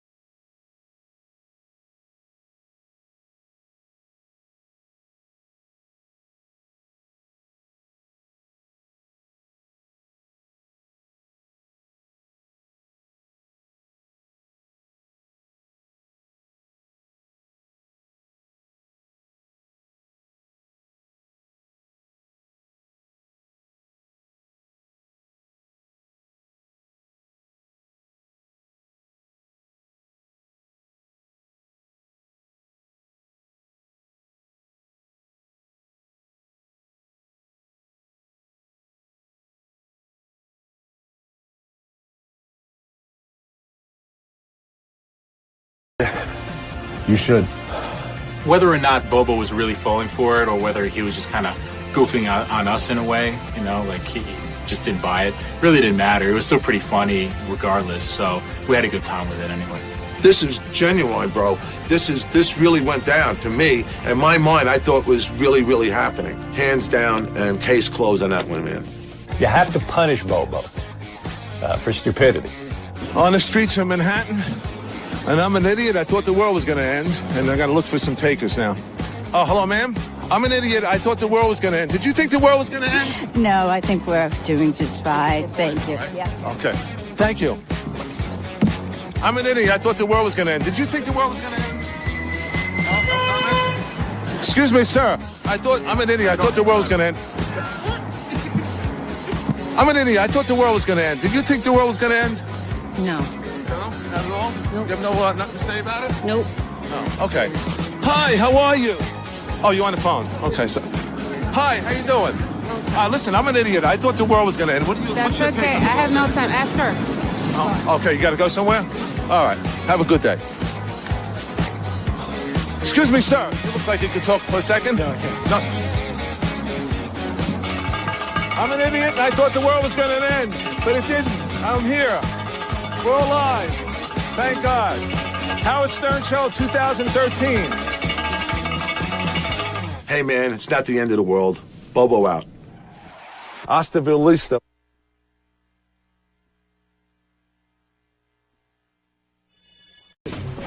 Excited to be down here. I'm excited to be down here. You excited to be down here? I'm excited you're here. You're excited I'm here? Yes. Don't walk into the wall. No. Hi there. How are you? Good, honey. Good. You? So you're excited. How excited are you?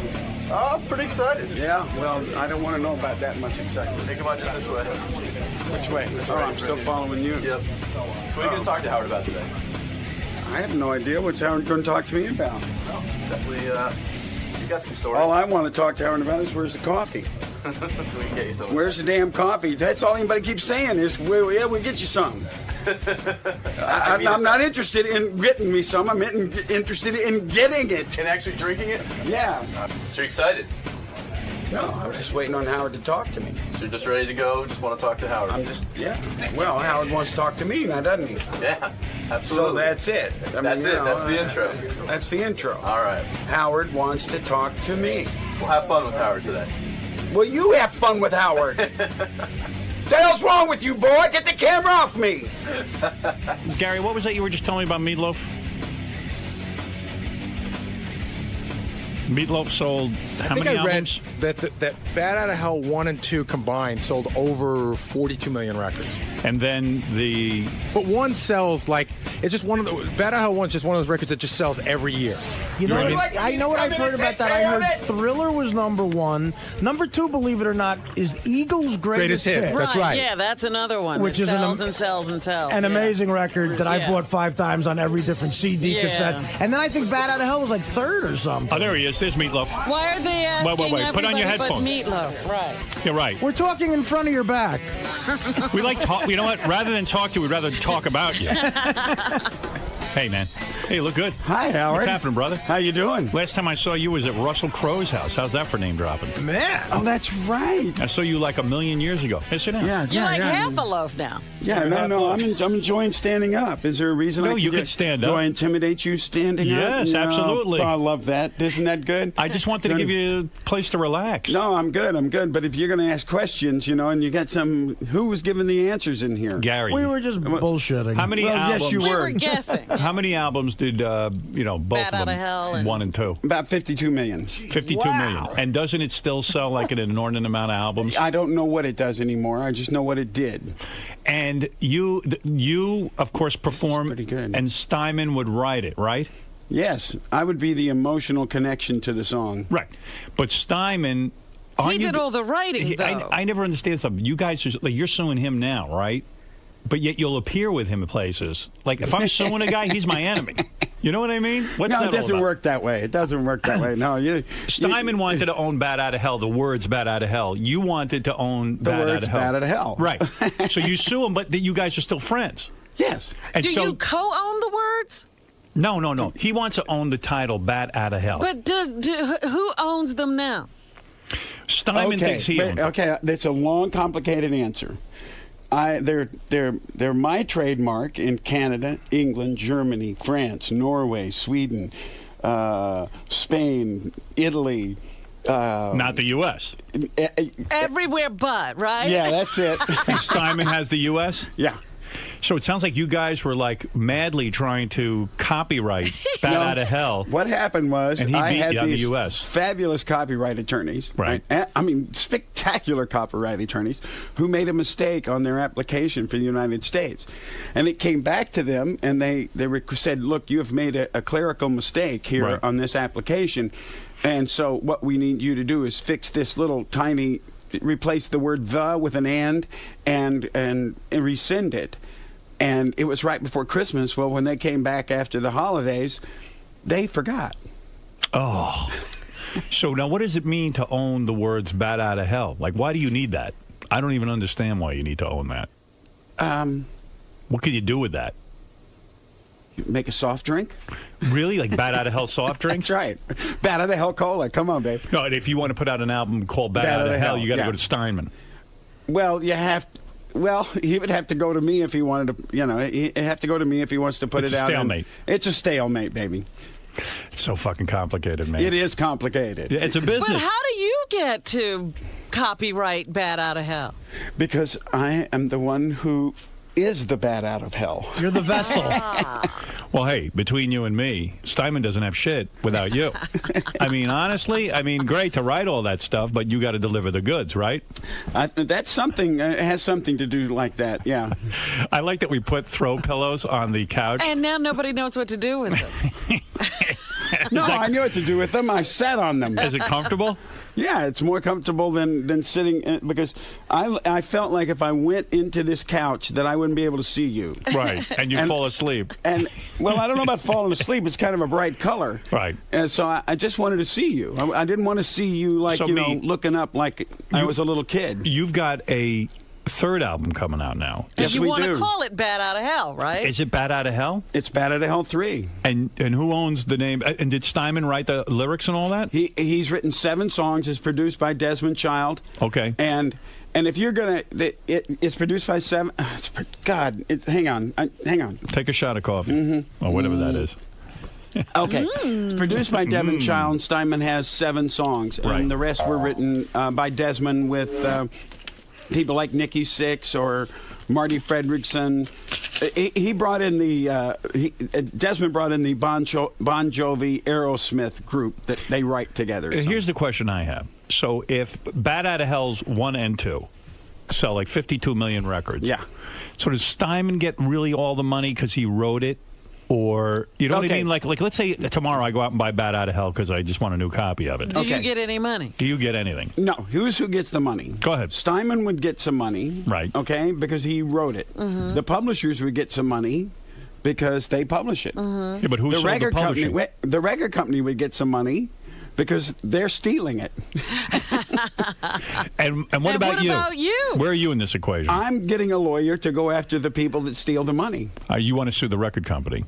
Well, I didn't say that. I just said I will. If I had to, I'd go get a lawyer to go get the money. But we got some money, but not enough. But isn't it true the record company promotes this thing and puts out the product, and they're the ones behind it, and they even pay you up front to go and record it? And you had a deal. Yeah, I mean, you made a bad deal. So no, I didn't make a bad deal. I didn't make a bad deal, Howard.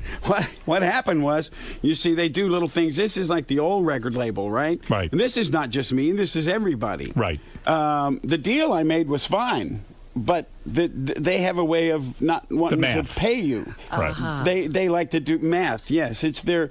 They have handicapped Cub Scouts doing math for them. What you're saying is whatever profits, they have a way of not showing the profit. Right. That's exactly what I said, I think. So here you are all these years later, you're still looking for a payday from these guys. Isn't that sad? Yeah, but every artist is. What do you tell these artists now coming up? What do you tell a young artist? Get all your money up front. Up front money.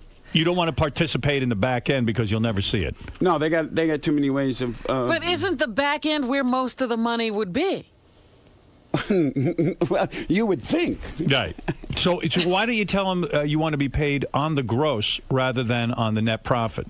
They don't like that. They don't like that. No, see, that's like, listen, the game in Hollywood or anywhere is this.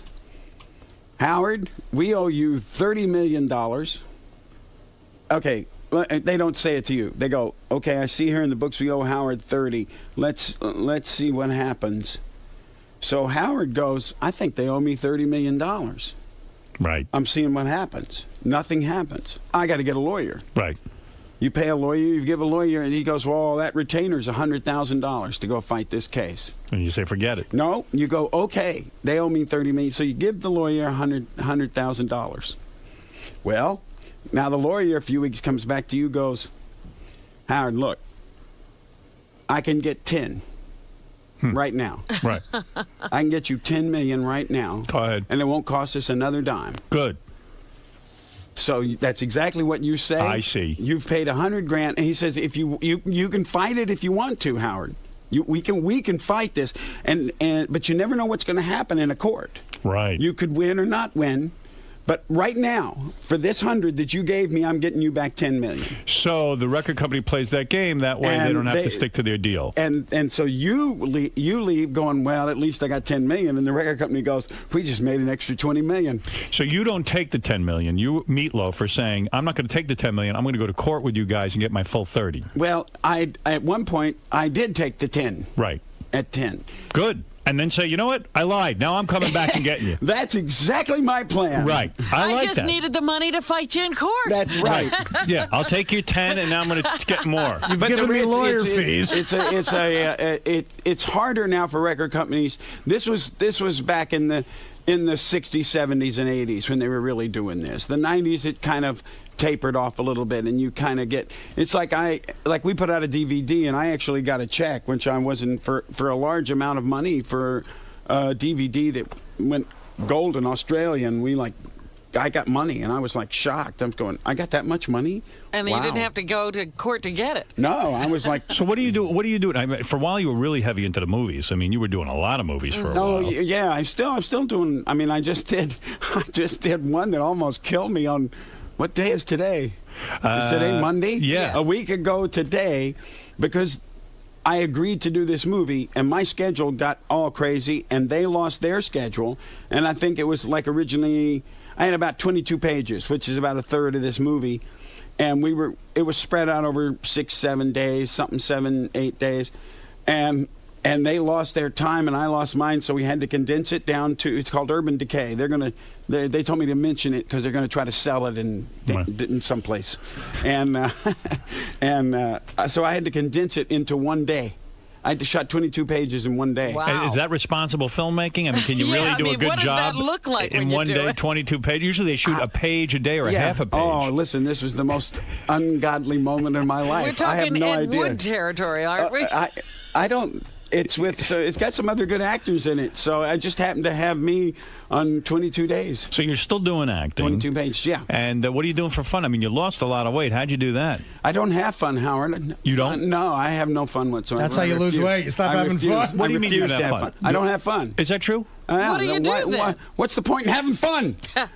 Do you? You never had fun in your early life. You had a shit fucking upbringing, didn't you? You've always gotten kind of screwed over. You know, I have fun. I have fun playing with my dogs.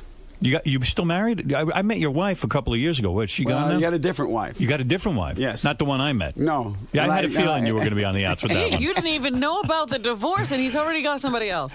No, you got married again in that short amount Well, I of time? haven't got married yet. No. Oh, you got a girlfriend. Yet? You're getting married? You're engaged? Well, I'm engaged. What happened to the last wife? What was wrong with her? Was that your first wife, that one? That was my first wife. 25 years, right? Yeah. And a couple of daughters, Just right? kind of, You she get bored? just floated above the bed one day. What do you mean? She cheated on you? The Exorcist. Did she cheat on you? It was No, The she Exorcist. went wild or crazy or something, according to She him. just couldn't live with her anymore. She just floated above the bed and all the way to the ceiling. Broads do that. Did you have to give her a ton of dough, or did you have a prenup? Oh, the prenup went out because we were married 20 years, so the prenup what? went out. How you long mean it did expired? the prenup last? Why didn't you make a prenup for eternity? I don't understand. You mean a prenup can Well, expire? see, now I'm talking to you, the man of good advice, aren't I? No, I don't have any good advice. But I didn't know that prenups run out. I thought, as far as I know, they did. They don't. I don't understand. You had a prenup, and then all of a sudden it They runs ran out at 10 years, yeah. Oh, I see. You had a choice at 10 years to either stay married or make a new prenup or something like that. Yeah. Son of a bitch. Who advised And what you on did you that? do? Just let it lapse? The same people that advised me on the trademark.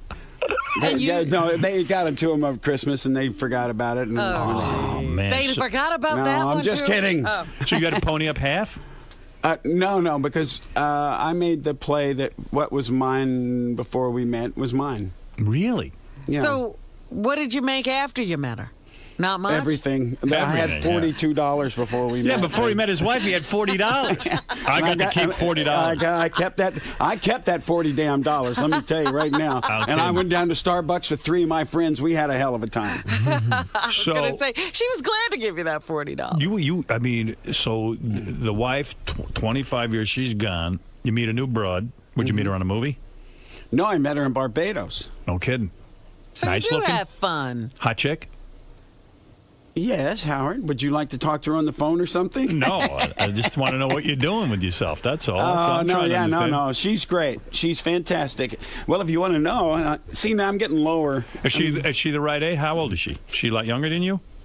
She's 12 years younger than me. All right, now I get the math. Yeah. And you had a couple of girls, right? You had daughters. Yeah, you bring them up. Yeah. One, since we're sitting here. You got a real hot daughter.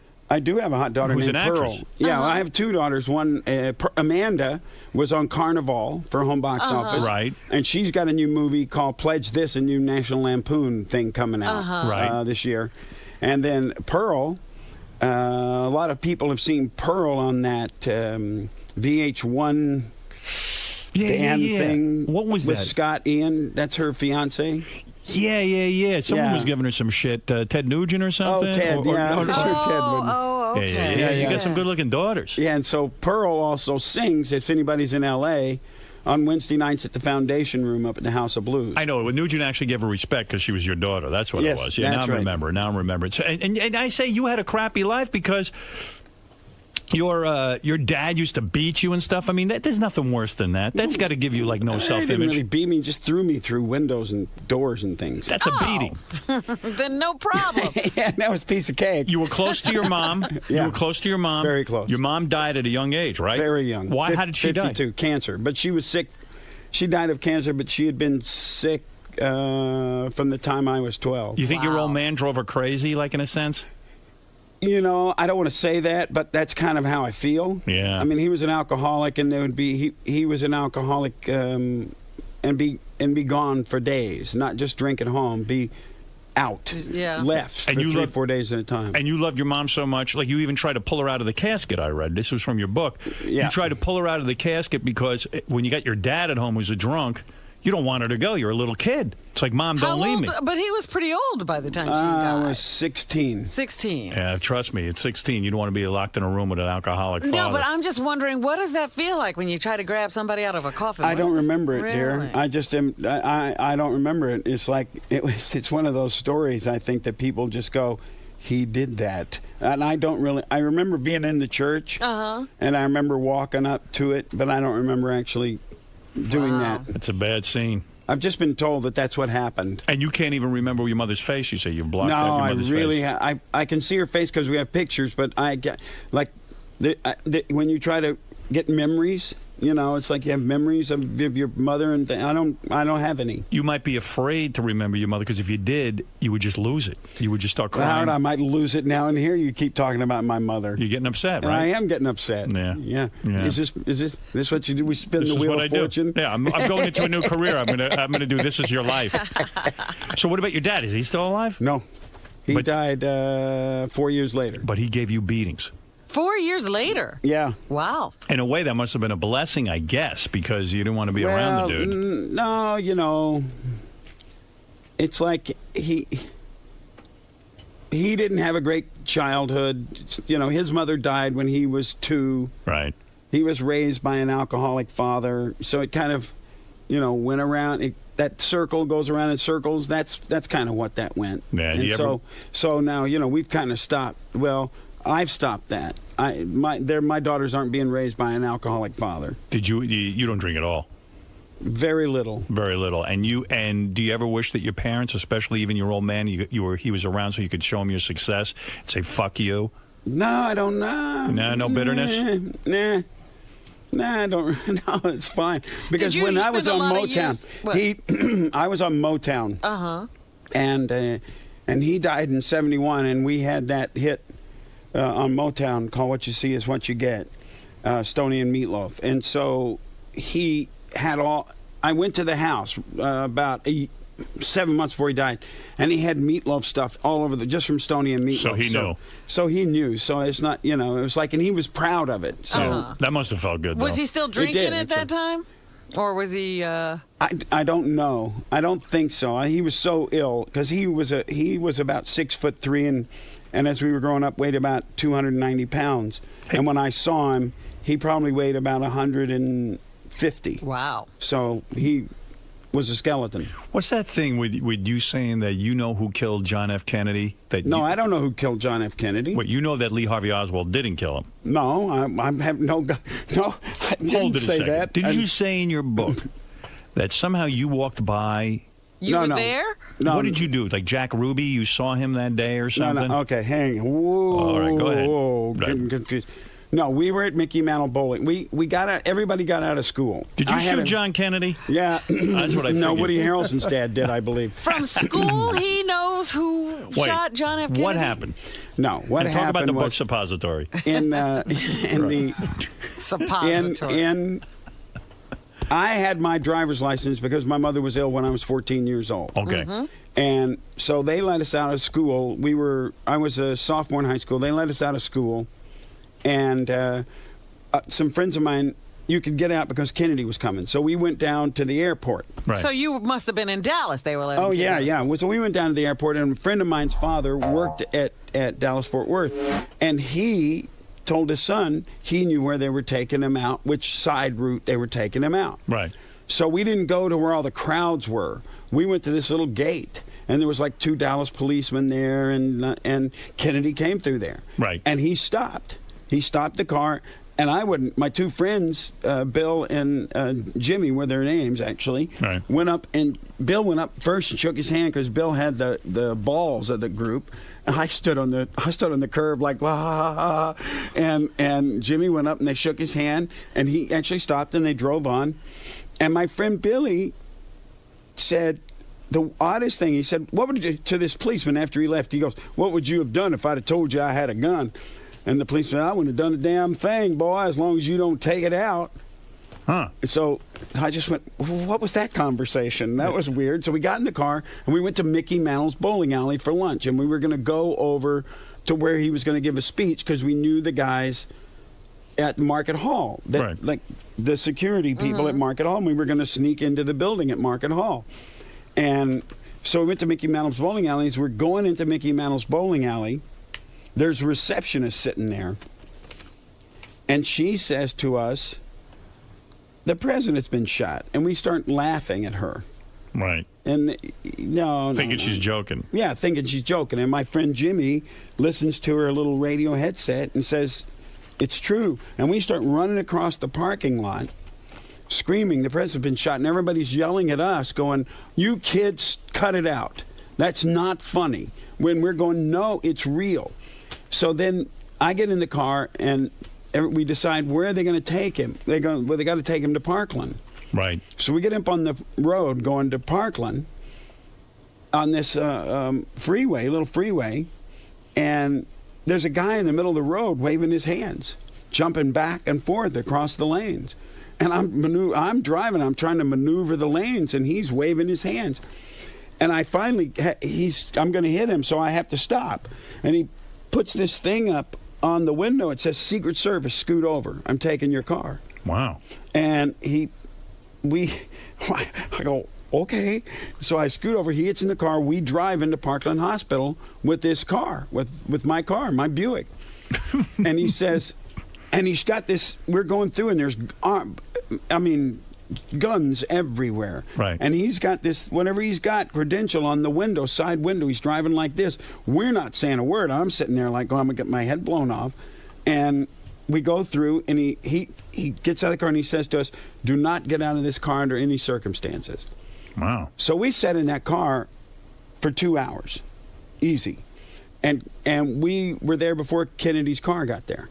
Wow. Kennedy's car pulled into the lot. We saw Jackie stand up. But wait a second. How come it says here? It definitely wasn't Lee Harvey Oswald, and that's not my theory. He didn't see a thing. He can't say. Wait. You go, I just know things. But I can't say anymore. I've been threatened, so I've got to keep very quiet. Well, I didn't see the assassination, but I was at the hospital when JFK got there. Well, that's because as years go past, because I was interested in the thing. Right. I said I was at somebody's house, who I'm not going to mention because it's not mentioned in the book. Okay. And I said to a certain group of people that were at this house, so we're having a good time. It's in the early 70s, so there's things being passed around for people to have a good time and make people talk a lot. Yeah. And I turned to some guy and I said, so listen, man, I'm not you. Who really killed JFK? This was in the 70s. And he sits back and he says to me, don't you ever ask that question again. Don't you ever ask that question again? What kind of fucking answer is that? Because if you do, you might get asked to the wrong guy, and you'll be sorry. Oh. The hell is that? That's nothing, is what that is. That's nothing. Hey, it was enough to scare the hell out of me, and it would have scared the hell out of you too. Howard, it would have scared the hell out of you too. I don't want to know. If you would have seen the face of the guy saying this to you. Did you get a lot of pussy when I'm talking at the top of your game when you were on tour, singing your brains out? Was it like one blurry? Listen, well, I can just tell you this: when I was in high school, I didn't. I'm not coined with the name sex god for anything. Right. And people used to say to me, how does that fat... Can you say anything you want? Yeah. You can, okay. How does that fat motherfucker get all these good-looking women? Did you get a lot of famous women? I dated some famous women. No kidding. Who'd you date? D'Angelo and... Who? Beverly D'Angelo. D'Angelo. I think she's hot. I like that. A lot of the soap stars here in New York. No kidding. Yeah. Beverly D'Angelo, very loving. I mean, at her height, she was some looker with the big boobs and the whole thing. Yeah. And then my wife, when I got married, my wife found a picture of Beverly in the bathtub. Oh man, I would love to have played hide the salami with her. Just Broadway actresses. Man, you must have gotten them all. Well, I had the best looking girl in high school. No She kidding. was voted best looking. That's who I took to the prom. I thought when you were a kid, you were morbidly obese and no one was allowed to play with you. Well, that's when I was a kid. But when I got into high school and playing football, and you slimmed down. I slimmed down my senior year. And how fat a kid were you? Oh God, I was huge. Like how old were you? Like when the kids weren't allowed to play with you? I was in the 5th grade. I weighed 185. 7th grade, 240. So what? All the other parents were like freaked out, like you might be some sort of freak. Yeah. You can't. My kid, you can't come play with my kid. Oh, that's the They most didn't painful want you in the thing. house? No, they didn't want me in the house. Wow. Like you might squash the kid or something. Or break the furniture. What were they afraid of? Well, it used to piss me off. I used to break the furniture then. I did. I broke out. Some woman wouldn't let me play with her son, so I took a big stick and broke out her plate glass window. Were you told that to your face? Like the people go, you can't play with my kids because you're fat? Yeah. Jesus Christ. That's terrible. You've been in psychotherapy over all this? Between your dad beating you and none of the kids being allowed to play with you? Well, I was in psychotherapy because of Batted to Hell, but it probably stemmed from all of this other thing. Yeah, because I remember you had like a breakdown after the big did you? success. I had a major breakdown. Oh, did you? Like lay in bed like Artie over there? I mean, not get out of bed? I was climbing like me. I was climbing ledges on 77th Street. No kidding? Yeah. Almost kill yourself? Oh, twice, yeah. How'd you do it? One time I took an overdose of some pills that Steinman had, and they took me to the hospital and pumped my stomach. And the second time was they pulled me off a ledge over on 77th Street, and I don't remember being on it. You were going to jump. Yeah, I don't Were you on remember. acid or This is anything? when you say, how can people kill themselves? It's real simple, man. I didn't know. No, I wasn't on anything. I don't know. I don't remember being to this day on the ledge of 77th Street. How do you explain that? How do you explain not knowing you were on a ledge trying to kill yourself? Yeah, what was happening directly before that? I don't know. You mean you went into a rage? I was in a huge depression. Wow. Well, I could see why. The old man was just totally... Well, what really depressed me, I think, where I think it's... And now we're doing psychoanalysts here, so I think it's coming from that when this... Due to my childhood, that success of Batted to Hell, probably what I was thinking was I wasn't deserving. Mm-hmm. Right. You weren't good enough. I wasn't good enough. Can't even imagine you being that fat and the parents telling you can't play with the other little I've kids. never heard of fatness being the reason you couldn't play with somebody. Oh, but I kind of get it. I mean, like if you see some really big kid, and you probably looked older than all the kids because you were I so was fat. bigger. I mean, I was a lot bigger. You're probably shaving in the 5th grade. You know what I mean? Because it fucks your I don't hormones shave up. now, really. So. Back then you were. That's weird. I would have played with you, Meatloaf. Thank you, Howard. I really would. I had a lot of fat friends. But your mother might not have allowed it. Maybe you're right. Maybe they were scared. When did he get the nickname Meatloaf? Was that as a kid? He hates his real name. No, Meat. My dad called me Meat when I was 9 months old. Is that right? Yeah, but I thought you hate your real name. Well, I do, so that's why I went to court. Yeah, what are you, like Darren or something? I was Marvin, and this was the other. See, here's another thing. This is enough to destroy anyone, and now we know why I'm completely out of my fucking mind. Are you still out of your mind? Yeah, yeah, of course. Okay. But it's fun now. Right. Levi's had a commercial when I was a kid that said, "Poor fat Marvin can't wear Levi's." Oh, shit, you're kidding. Even No, the I'm not kidding. commercials, the TV was calling you fat. And then the kids at school would probably go, poor fat Marvin can't wear Levi's. And the problem is that Levi's, unless I went down and got men's size Levi's, and that were way too long, and then they had to be rolled up funny and or cut off and sewed, that they weren't the real Levi's anymore. Right. You couldn't wear them. Thank God you got into football. Yeah. That's when you got your acceptance, right? Right. Because I started playing football in the 5th grade. Thank God you weren't like a pussy, you know? I mean, Yeah, you you get could up there play and some play. sports. Yeah, yeah. And then I had a reputation for you didn't want to fight with me. Right. Because you'd be a maniac, Well, no, right? I used to take in 3rd grade. I used to take on the entire class. Yeah. You know, it was like a Chung Chan Fin Lee movie. So you would get so fucking depressed that would you curl up in a ball? Like for a while, we couldn't get Artie out of bed when he had to do his movie. Yeah, he was over there crying. Remember that, Artie? Oh, Yeah, Yeah, that was me. That's tape of me. What would you do? Would you just lay in bed and Does like... Artie live in a very large cave?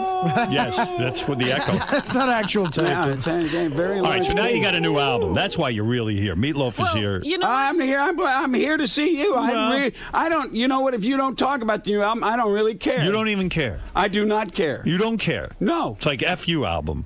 How long did you work on this album? A long time. This is a lot of pressure. So maybe you should talk about the album. Yeah, you better talk about it. This yeah. isn't Bad Out of Hell 3? It is. Yes, it is. Okay. Bad Out of Hell 3 is due out in stores on Halloween, rather. Mm-hmm. Where do you promote out? Like, will MTV won't give you support, will they, or won't they? Have you talked to them about it? They might. They might. Yeah. They did last time around. That's true. They might. They might. We Music have business a lot different than when you put out Bad Out of Hell 1 and 2. Oh, business is much different, so you have to just do it different. You going to go out on tour? Of course. Any big duet in this? Do you have any broads? There is. Yeah? That's why MTV might play it. Yeah. There's a really lovely 22-year-old. No kidding. Catherine McPhee. How'd you no, end up on American not Idol? Catherine McPhee. I'd fuck the crap out of her. I don't care. Marion Raven. Were you turned on by Catherine McPhee? You like her? No, not particularly. You don't like her? No, You don't the like girl. No, I didn't say I didn't like her. You asking me if I wanted to fuck her. Oh. And so she didn't turn me on in that way. How'd she do singing with you? Did you think, in your opinion? She didn't get it. She didn't. No, she didn't. She didn't get me. She didn't understand it. I think Really? I thought it sounded pretty good, actually. No, it did sound fine when they turned my monitor on. Finally. Yeah, that was a problem. I was like, what happened to Meatloaf? In the first 3 lines, Yeah. well, I had no music, and I have major performance anxiety on television, Right. And I'm already, so I started sounding like the Cowardly Lion on acid, and really, I thought you sounded fine. Robbins. No, it's the vibrato was out of control. Yeah, I said, what? Meat looked sick or something. I couldn't tell what was I going was on. sick, okay. I was sick as a dog because I'm like freaking out before I go on. I'm walking down going, don't trip and fall. Okay, now you're walking out. You got all these people. Look cool. Okay, I'm looking cool. They're going to start the music before I get to the mic. Okay, there's no fucking music. Really? What do you mean, no music? You mean in your monitor? No, I have music? one little earpiece. Oh, shit. And the monitor system in that building, because that's not the building they perform in all the time. Mm-hmm. So they moved into the Kodak building. Mm-hmm. Oh, I see. So that's the one thing that I don't know how those kids sing every week. I didn't see the monitor system they sang to every week, but the monitor system they had in that building that night was horrendous. You got to be able to hear the music. That's the bottom line. And so what happened was the music was supposed to start when I'm halfway to the microphone, and so that when I get to the microphone, it's time to start the song. Right. Well, I get to the microphone and I'm going, how long are they going to make me wait? And all of a sudden, I've got one monitor in and one's not in, and I hear in the house, I'm hearing this piano. And first of all, the piano doesn't come storming in. It's just really light piano beginning. So you don't hear anything. And so I finally go, if you recede again, you'll see my head jerk to the right because this ear is trying to pick up the music. And I got it right. I was like about 2 beats late picking it in. And so I was out of time because I'm out of time with the thing. And so now I'm trying to get in time, and I'm not paying attention to what all I'm trying to do is figure out what I'm doing. So wait a second. So after you get off the stage, do you blow a fucking fit? Do you like go berserk? No, because once they turned on the music, it was fine. Right. It sounded really good. Right. So you after got the over third line. Right. You weren't. You didn't yell at them. But I did try to run off stage there at the beginning. I don't know if you You should've noticed just that. left. So no, I ran up stage trying to control myself. No, but Now, she what do you didn't mean she doesn't- understand. yeah, what does that mean she didn't understand She you? didn't understand the focus of the duet. In other words, I had her in a certain. We were pretty good, and then at the end, she broke the focus of the duet and went and sang it to the camera, which makes it's no about the sense. two of you. Yeah, it's Right, about it's two a of us, love and she ballad, sang it yeah. to the audience, Right. as opposed to me, and it like broke it. She didn't understand. It broke the moment. It took the moment away. Did you rehearse with her at all? Yeah. Did you say to her, "Bitch, what happened here"? No. Nothing. She's 22. 22. Well, leave her that was alone. what I thought her problem was, the whole competition. She didn't really understand anything she was singing. When you Right. got No, that's you know what I think that holds true for a lot of them. They're just singing notes and not paying attention to words. Yeah. So when you are singing with a girl and she's not making the connection, does that bring you back to the Fat Marvin days, and all of a sudden you're like No, transported? it just brings me back to the point of, okay, she's not making this connection. It was her. So for that particular moment, I'm going, look, I'm a guest. It's her thing. Go Right. sing to the camera. I'll stay behind you. When you're banging a Beverly D'Angelo, But if we were on Leno, right, that You would have wrung her neck. If we were on Leno and this young child to pull that number on me, I would have stepped right in front of her and grabbed her and flipped her around. Wow. So that she has to stare at Yeah. you. When you're banging a Beverly D'Angelo, do you then say to yourself, look, they called me Fat Marvin in 5th grade. Look at Fat Marvin now. But look at Fat Marvin now. I've been sex god ever since, like It's a 65. long time. You yeah. got over it. Yeah. Nice. Let me ask you something. When you're in the studio, and I guess you're working with Steinman, he comes in and he tells you, here's the song I wrote. Do you say to him, listen, cocksucker, why do I have to sue you for the name Bat Out of Hell? Do you get him alone in a room and yell at him? No, he hasn't been alone in a room with me for a while. You guys can't talk to each other?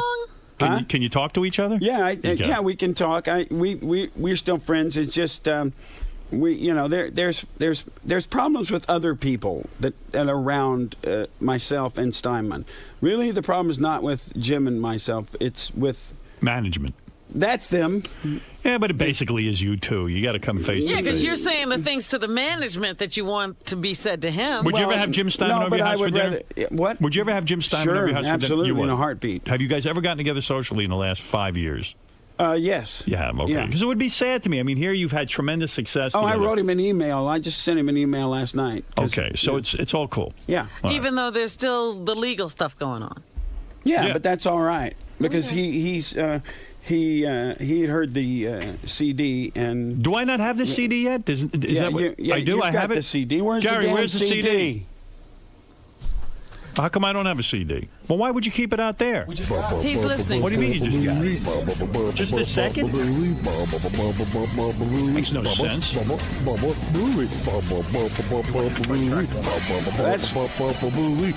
That's not you? That's not part of the new album there, huh? This is good. You try it. Did you ever take music? Like, did we ever in chorus since high school? Or did you ever but I took chorus to get out of study hall. You did? And did you ever have any musical training, like opera Not type until training? this year. Really?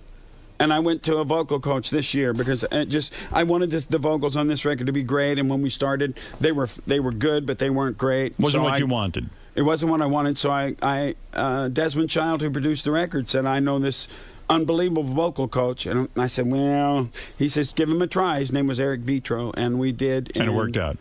It worked out unbelievably.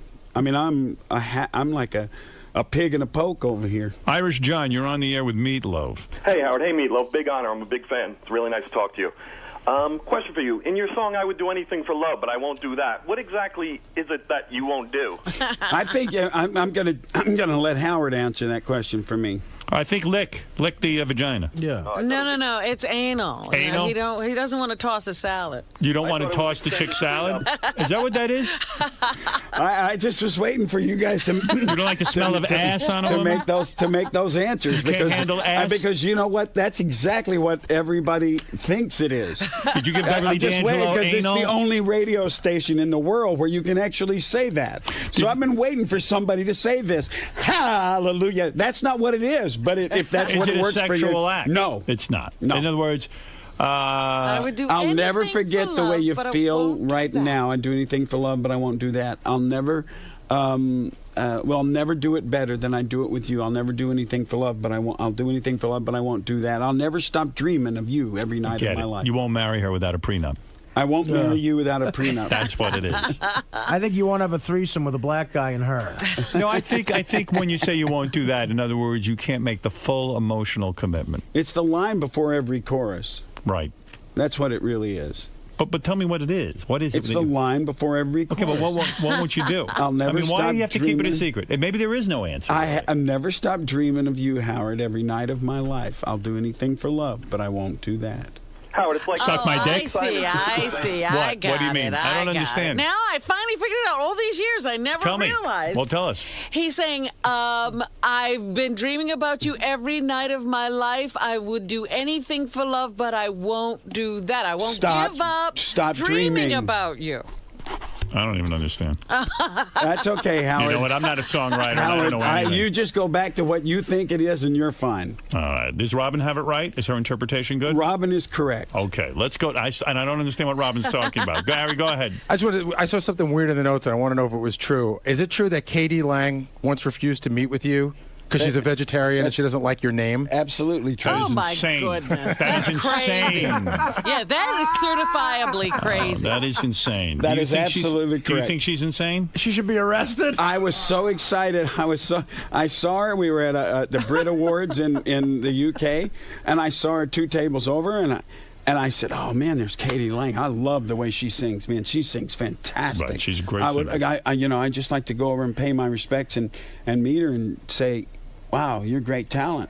And so the record company president sitting next to me said, "Oh, well, okay, let me go over and tell him you're going to come over and, it's do protocol." I said, "Okay." He comes back and goes, "She said she doesn't want to meet you." I said, "What?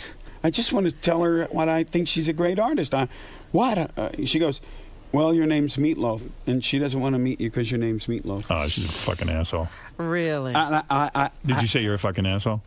No, I No. just kind of went, wow, the world is fucking strange. Jeff the Drunk, you're on the air. Go ahead. Hello, Mr. Meat. Yes, quickly. Have you ever had a threesome? I would imagine you've had a threesome. Not with you, Jeff. No, but I bet Yeah. you've had 2 girls at the same time, right? I sure have. Yeah. What's the most amount of women you had at one time, orgies-wise? 4? 4. Really? Look at you. Tremendous appetite.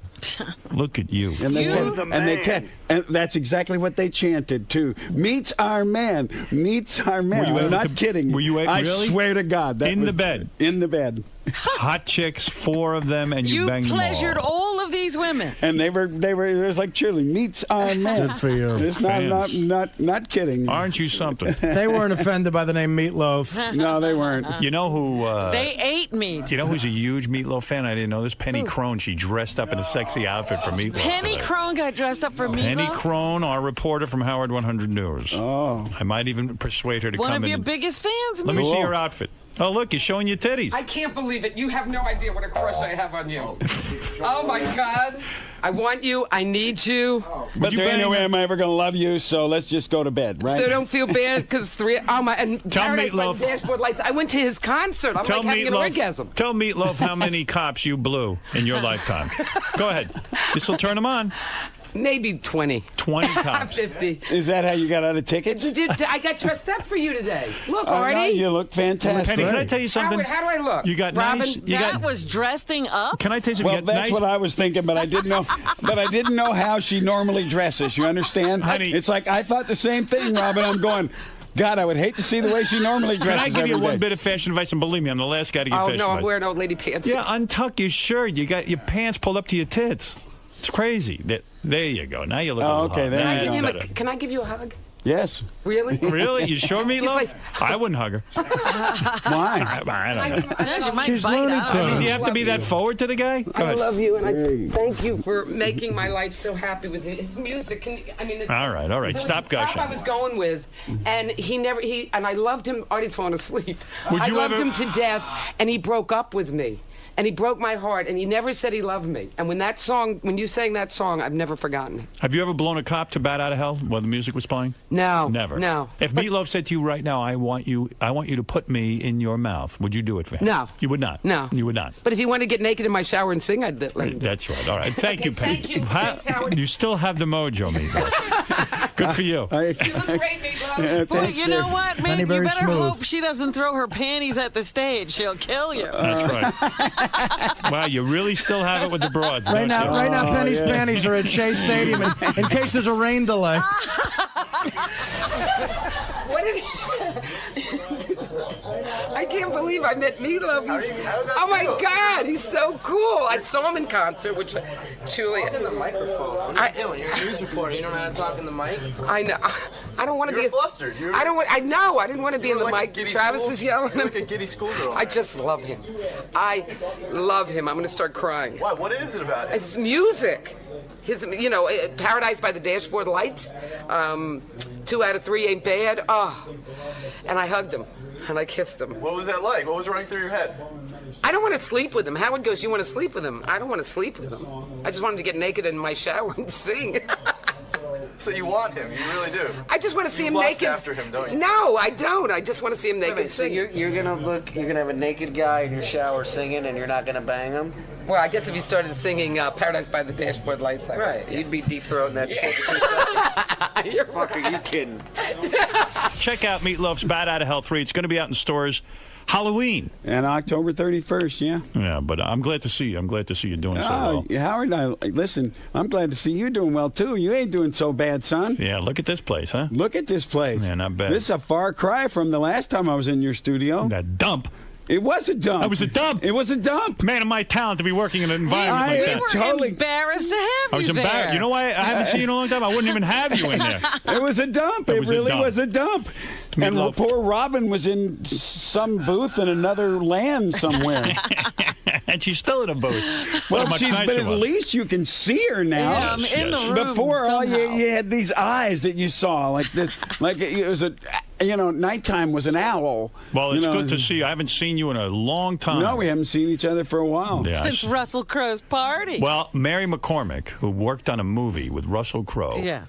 invited me to Russell Crowe's house when I was out in L.A. Now, this had to be 9 years ago. This was when he was doing the hockey movie. The hockey movie, maybe 8 years ago. So she invited me. I get to go to a Hollywood party, and who's standing there? Thank God, is Meatloaf, who's like a normal human being who I can stand there and talk to for a while. Everybody else was ignoring you? Is that what you're saying? No, I mean, I don't know. I didn't know anyone In there. Hollywood, everybody ignores everybody unless you can help them. And then Meatloaf, we're talking. Finally, I get the word, Russell Crowe wants to see me up in his room. Oh, he's at his own party. He's up in a room? He's up in a room because he wants to play me his music. Oh, God. The 30-odd You're talking to foot Meatloaf. Oh, he did. Yeah, so I went up there. And Russell wants to play you his music. And then I get up in a room alone with Russell Crowe, and he's staring at me, and he's playing me his CD.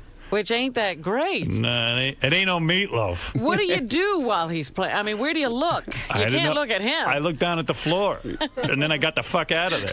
And that was the last party I went to. Did you have to comment on it? Hell no, I didn't even get to say goodbye to Meatloaf. I ran out. I go, I got to get out of here. And all Russell Crowe did to me was run around and ask me if I wanted something. You need anything else? You need some potato chips? You need a hamburger? He was a nice guy. He was a very nice guy. He asked me if I needed a Diet Coke 6 times. Yeah, he didn't throw a phone at me. No. And did you say, what do you mean Diet Coke? What do you think, I'm still heavy? And that's the third time I'd been around him. He was always really nice. Yeah, we had a good time. Well, see, you're not the concierge at a hotel. Right. Who won't put his call through. Right. But, so that was my big experience at a big party, and I got to see Meatloaf there, and that was the end of that. I ran out, and I never went back.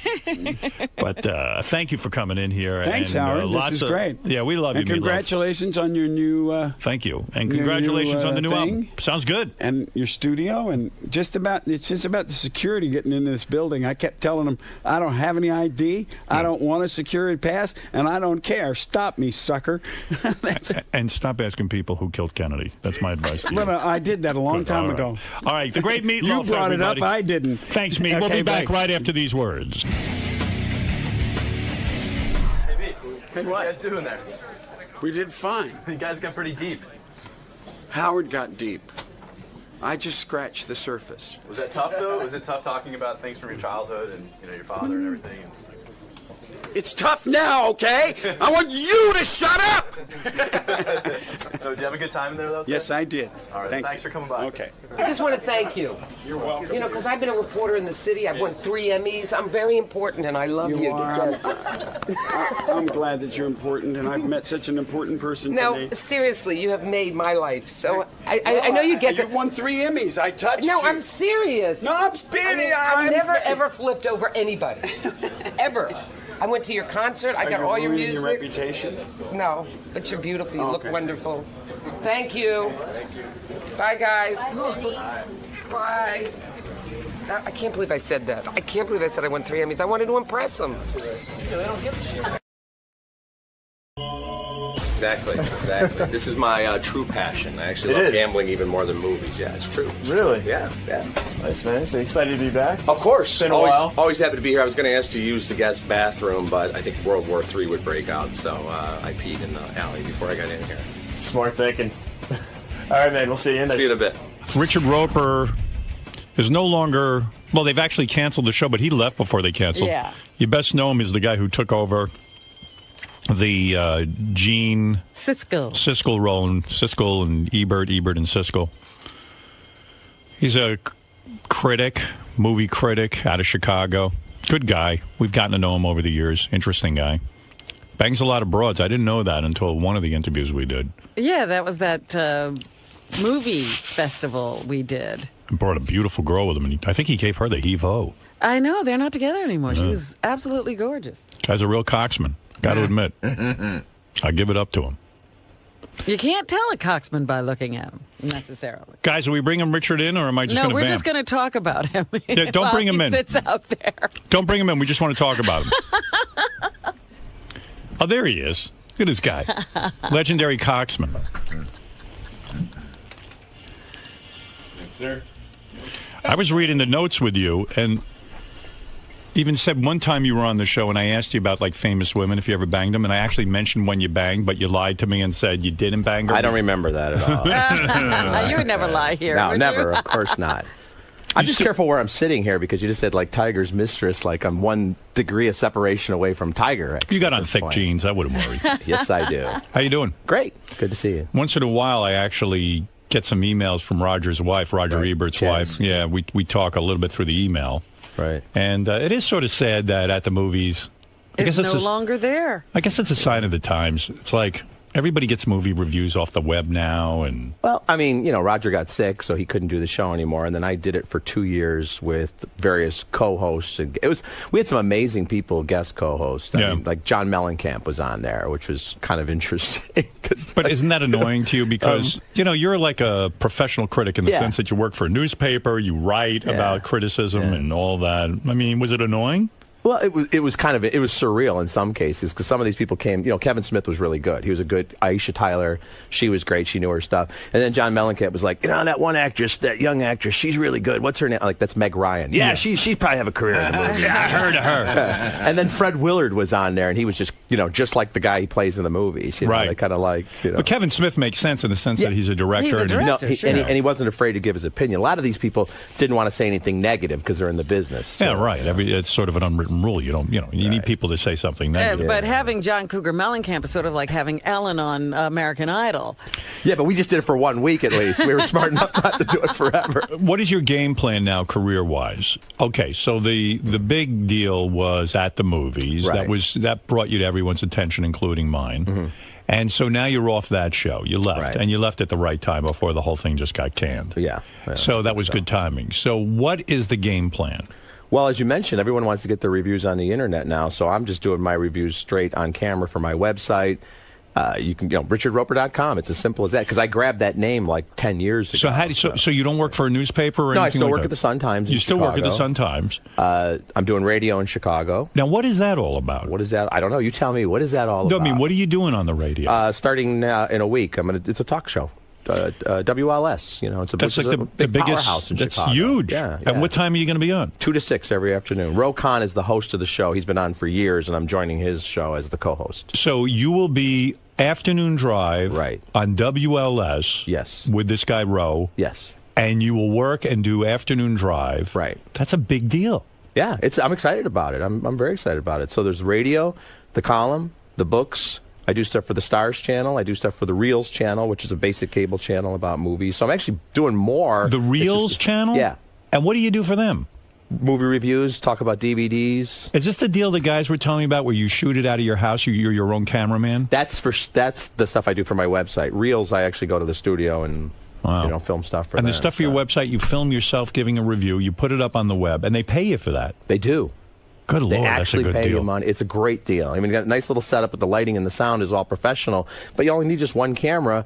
I go see a movie. I come home that night. You turn on the camera. You do the review. I ship it off to the professionals. They edit it, and it's on the site immediately. Isn't it amazing? You think about radio, and, I bet you a lot of guys on radio will be jealous of you because they would give their left arm to be on WLS in the afternoons in Chicago, and here's a guy who did movie reviews, and granted, on TV and all that stuff, and all of a sudden you get the afternoon drive Isn't that great? slot. Isn't that great? It is kind of cool. But That's you're why right. my dad told me never go into radio. Yeah. Because some guy is going to come in with no experience to There's get a all good these job. million-dollar guys in Chicago who aren't getting callbacks anymore because all these personalities, as you know, terrestrial radio, they've gotten rid of all that. They have. And I did radio a million years ago, but the way to become really valuable, it's like the Conan O'Brien thing. When you're not on the air, people think you're great. Right. So there was a bidding war between two stations in Chicago. I sat down with one of these guys. I'm like, have you ever heard me on the radio? Nah, that's not important. Doesn't matter. You got name recognition. Yeah, you're great. You're great. You'll be great. But we don't know if you're great, right? Well, I guess guess we'll find out. I mean, you're good on this show, so it would stand to reason, though. But this guy wrote. Does he know how to work with you? Is he have a rapport? He's smart. He's good. He's been doing it for a long time. Did you I've been have on a the show meeting lot. with him? Like, go out and have dinner and say, "Gee, I don't know if we like." It's sort of like a crapshoot.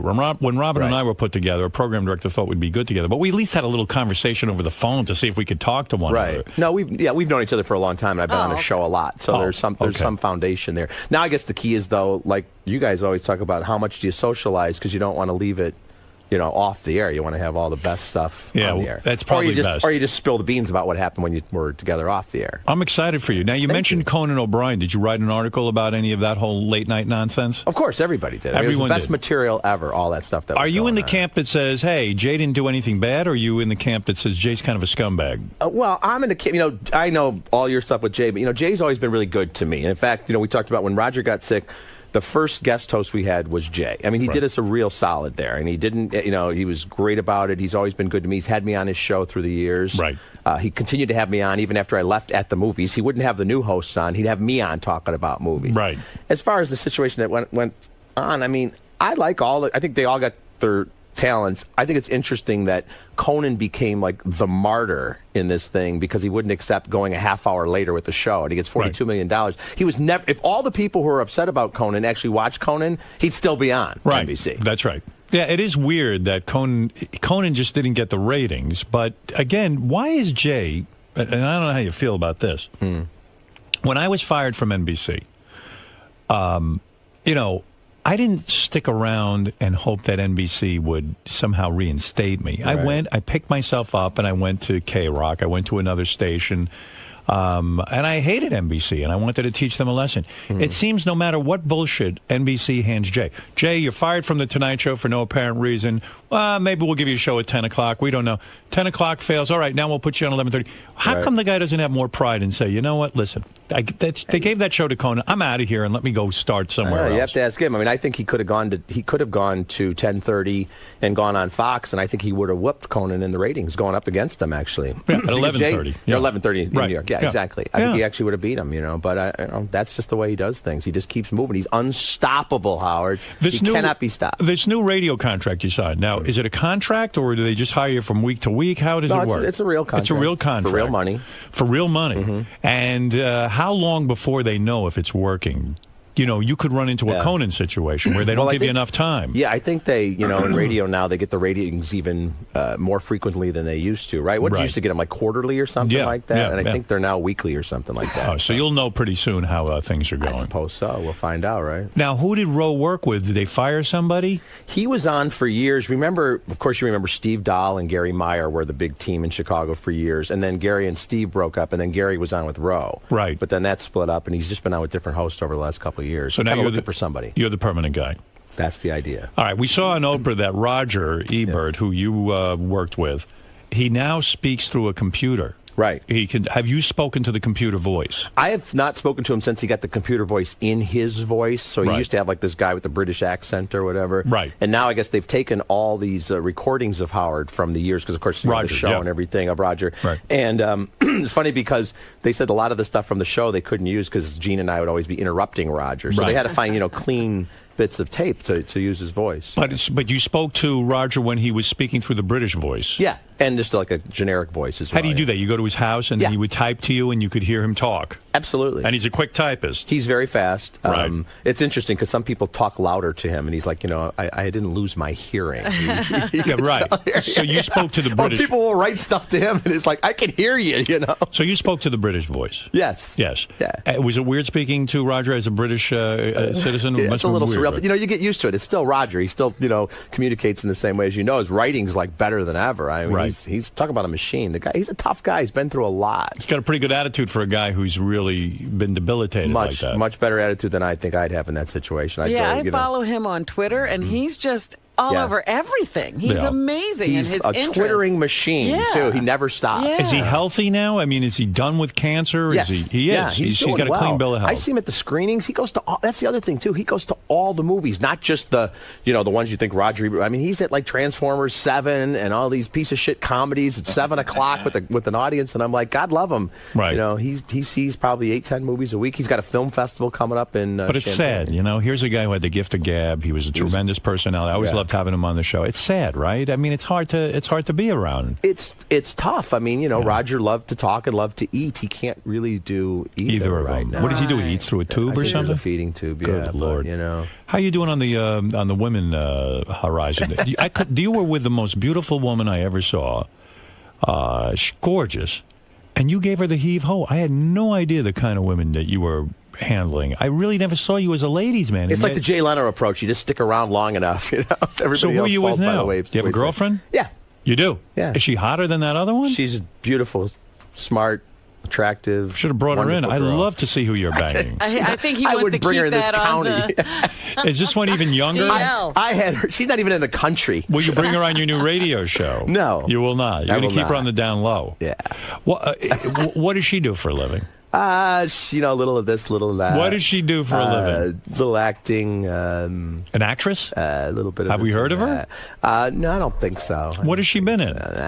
Here and there. Why are you embarrassed? I'm not embarrassed. I'm just protecting her. Is it Roger Ebert's wife you're having an affair with? You down? Yes, it's way out of my league. You are a scoundrel. Way out of my league. Do you have nude pictures of your new girlfriend on your cell phone? Yeah, sure. Show them to me. I left them in the green room. Is that okay? Do you ever do anything like that? I'll trade you. I mean, you have this fame now. Did you ever take nude photographs with your girlfriends or video? I think people got to be smarter than that these days, right? Because, the problem is, it's like, I would hope that nobody would do this in my life, but they all share this stuff, all these text messages and sexting and pictures and video and stuff. Did you ever try to be a filmmaker yourself? Did you ever try to become a director or a guy who was in the movies? No. How did you get into reviewing movies then? I was always writing about movies and for the Sun Times. And when after Gene Siskel died, Roger went through that thing with all those guest co-hosts, and they kept looking for someone. So I just was on there once, and we had a good chemistry, and it just took off from there. I didn't go to school to become a film critic, which I think is kind of bullshit anyway. See, I thought it was kind of weird when they were mentioning me as a possible replacement for Simon Cowell on American Idol. And they said, well, he has no right to sort of judge people.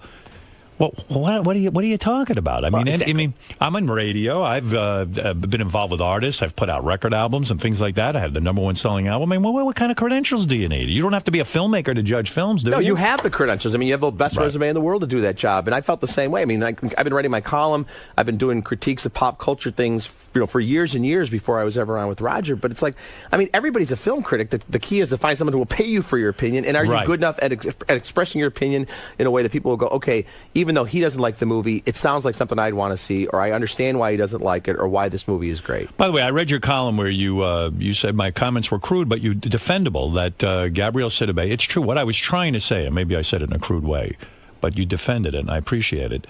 I was trying to say, where do you see obese women getting work in Hollywood? Right. Adam Carolla said to me on the phone the other day, I thought it was the best line. He said, if Gabby Sidibe weighs 340 pounds, it's probably around there. He says, women who weigh 140 pounds don't get work in Hollywood. Forget 340 pounds. Oh, my God. You gain 5 pounds and you don't get a leading actress role. Why does it shock people when I say there's no way that she can get work? Hollywood doesn't condone this. You know what? I think people felt like, first of all, I think a lot of people didn't hear the original comments. Then they hear people talking about it. Half of these people who write about this stuff, they don't hear, or, the classic thing, they say it's taken out of context, but they thought you were just saying, you're making fun of her, and you were saying, no, this is the way it is in Hollywood. And that's what I said in my column. How could you dispute that?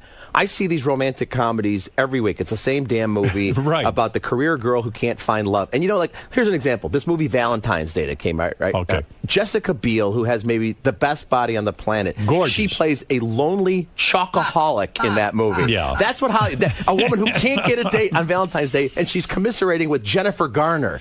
Those are the people who can't get dates in these movies. Actually, Gabrielle Sidibe would be terrific in a movie like that, but no one would go see it. No one would pay for it. To Gabrielle Sidibe. What is her name? Cabaret. Cabaret. I don't know her name. I don't even know. I like the movie Precious, but those roles come along once in a million. It's like Ernest Borgnine played Marty, the original sort of heavy guy who couldn't get laid. But, Ernest Borgnine was not a leading man. He eventually was a went great character actor. A great character actor. Went. Yeah. And there are roles for character actresses. Of somebody like Kathy Bates gets work, but they're never going to have. Blue moon. Yeah, they're not getting the career that all the Reese Witherspoons and Julia Roberts had. And I think that was the thing, too, about that. People felt like they were exposed for their hypocrisy because I thought, and I said this in my column, I thought it got really condescending at the Academy Awards and these other things when all these people kept saying, isn't she beautiful? Right. Like people like Zoe Saldana, who's like the size of a hummingbird. You know? And they're like, oh, Gabby's just free to... And those women, if they gained 5 pounds, would lock themselves in a room and vomit until they lost the weight. Well, exactly the best right. was Kathy Ireland standing on the the red carpet saying, "You look beautiful tonight." I don't even know if she even knew who she was talking to. And talk about somebody who's unqualified. Kathy Ireland was a beautiful woman, and she was just... I kept her running. I thought she was going to be like saying, "I'm a cool mom," like in that movie. I'm a cool mom. I know about all the kids. Here's that kid. Here's Zac Efron. Well, here's the thing. I mean, you make the point. It is condescending. I feel because she was an overweight black woman, all of a sudden, all these celebrities were gushing and going, "Oh, isn't she wonderful and pretty and beautiful and welcome to our community?" Fraternity. Yeah, bullshit. It's like the sorority. They welcome in anyone into the fraternity. Like the sorority of like 30 beautiful girls, and they're nice to the fat girl, but they never actually accept her on pledge day. They're like, "Are you kidding me?" Well, that was my point, and I think the reason it caused such shockwaves, people wanted to talk about it, and I enabled them to talk about it, but they did it through attacking me. Isn't he a terrible person for bringing her up and saying this and this and that and the other thing? But you know me. What am I going to do? I weather a storm every week. It constantly happens. All right, you wrote a book. Let's talk about this because I think you have a gambling problem and you're disguising it with this book. There you go again. We talked to him about this, didn't we? While he was doing it. Didn't you once? I'm talking about before you wrote this book about gambling. Yeah. And it's an interesting premise. You said for a solid month, every day I'm going to gamble. Right. And I think you wanted to set out to prove that you were going to lose. But you started to win. That was the problem. Right. Now, but even before you wrote the book, didn't you, in fact, once bet? In fact, you won $22,000 at the Belmont Stakes. You bet $600 on a horse that had 35-1 odds. Right. That doesn't sound like a one-shot deal. It sounds to me like a degenerate gambler who would go around and spend tremendous amounts of money. $600 on a 35-1 shot. You weren't just doing that once. You were a gambler, weren't you? How do you know that? I have a feeling that you're a gambler. Yeah, I mean, I've always been interested in the culture, and I've always, played poker and all that kind of stuff, but... I'm not sitting there going to Gamblers Anonymous, betting the house and all that stuff, although that's the name of the book, Bet the House. Bet the House. Yeah. So you wanted to prove that what did you want to prove with this book? I wanted to prove... what is the premise? What are you proving? What are you doing with this book? I wanted to prove that I could do anything and get someone to pay me to write about it. Well, you did it. No, I think it's, first of all, I think that the actual...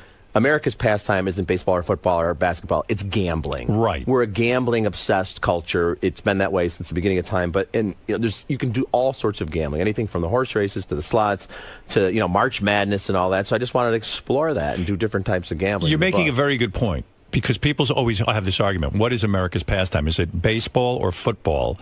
And your point is everything you can gamble on makes it America's sport. Do you think if they were able to actually ban all betting, do you think people would care about the Super Bowl as much as they do? March Madness, everybody filling out the brackets. The game was last night. Duke won, but they didn't cover the spread. And people who bet on Butler and took the 6.5 points, they don't give a shit that last shot didn't go in. They're like, right. I beat the spread. Exactly. In fact, I'm not a big fan of watching football all year because I don't bet. Yeah. I'm not a gambling kind of guy. Well, I used to wonder about the fascination of golf, and guys are gambling, betting on every hole. Yeah. Every hole, they're gambling like crazy. If you go into a bar and people are screaming at the TV sets, they're fans, but it's because they got money on the game. So you bet $1,000 for your book. You bet $1,000 every day that you had to gamble $1,000 minimum. Yeah. What was the highest you wagered in one day? Oh, 10 or 15 times that easily. I mean, I had close to $10,000 on one baseball game at one point. All right, let's figure this out here. And you did everything: sports betting, stocks, blackjack, poker, you name it, you bet on it, right? Yeah, okay. Everything from like the dog track in Kenosha, Wisconsin. You want to talk about a depressing place? It was a lot of fun, but I mean, you go into like a dog track, Kenosha, Wisconsin, on a Monday afternoon, and the guy, the big fish fries this Friday, $7, all you can eat, and you see all these dads with these kids, and you realize it's like custody day, it's visitation day, and they're telling telling the kid, just tell mommy we went to the dog zoo again. You know? Right. I mean, that's some pretty depressing stuff. My dad used to drag me to the track, and you could just tell he was miserable. My mom would force him to take me every once in a while, and it was a miserable thing because I would gamble. My father had a system. And my system was to just look at a pole, and if I saw the number 8 or something, I'd bet on that horse, and it drove him crazy because I'd hit sometimes. Yeah, well, that's the thing. That's one of the things I get into the book. All these people have systems, and you see like the roulette wheel, and they have like these electronic things saying these numbers are hot, these numbers are cold, and it's like the numbers don't know they're cold or hot. Or the slot machines, where people say that's my slot machine, it's due. Well, the slot machine doesn't know it's due. For your book, you bet Artie Lang $1,000 on college basketball. Yeah. And you did this on purpose for your book, and and you describe Artie as the grizzled, corpulent, multiply addicted, and hilarious comic who's been a regular on the Stern Show. And you bet him, and you won the bet, the $1,000, and Artie paid up, right? He did. Well, you remember I called in and I let him pick too. I said, pick one of the games, and of course he picked the team that I was going to pick, and of course then he lost. Right. And he did. He sent me a check.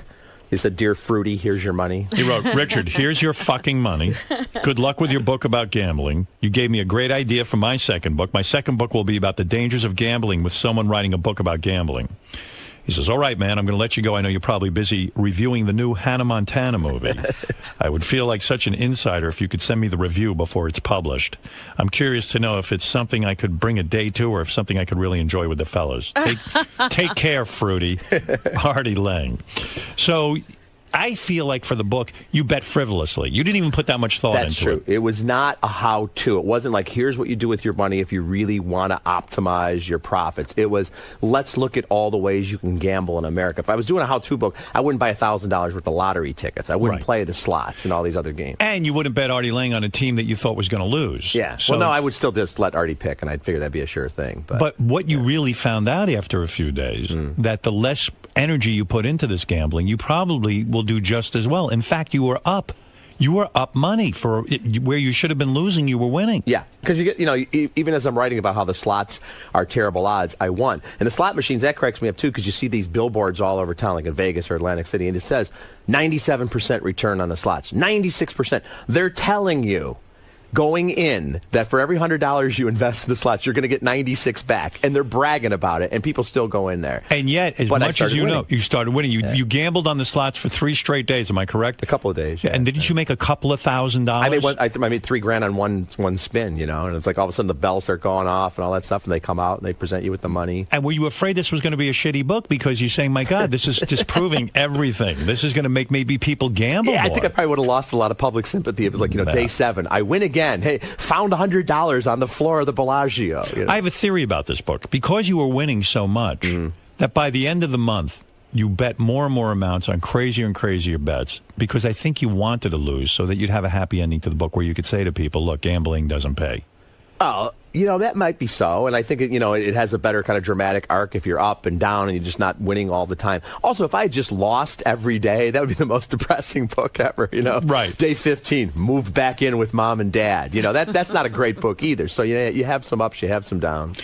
All right, listen, I got to talk movies. So, by the way, I should say the Richard Roper's book, Bet the House. What is the bottom line? Did he ultimately lose or did he ultimately win? Well, I don't give away the end of movies, Robin. Let me give away the ending. Should I tell or no? You really don't want me to tell? No, I think you want to read the book and find out. Because I'm dying to know now.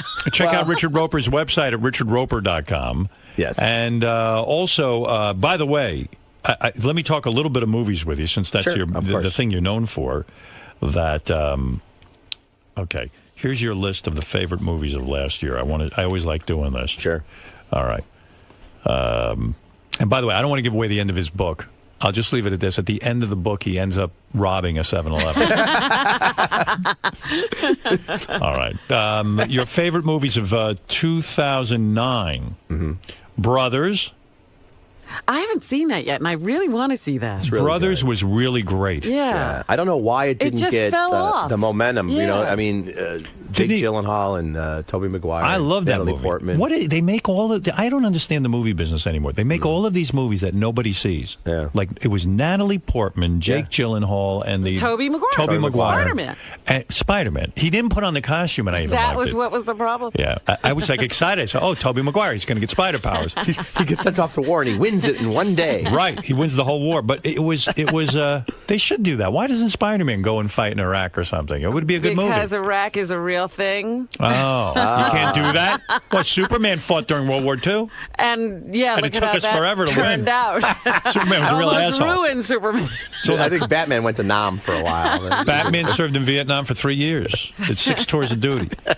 Brothers was a great movie. I don't understand. So what do they do with a movie like that? They make a great movie that nobody sees. It got lost in the shuffle. They do this other thing where they wait till the last 2 months of the year to release all the Oscar contenders usually. So you have too many of these films. So And you even rate Brothers higher than Hurt Locker. Yeah. Yeah. I thought it was better. Yeah. I More thought it was intense, great, too. You know. Up in the Air, the cartoon.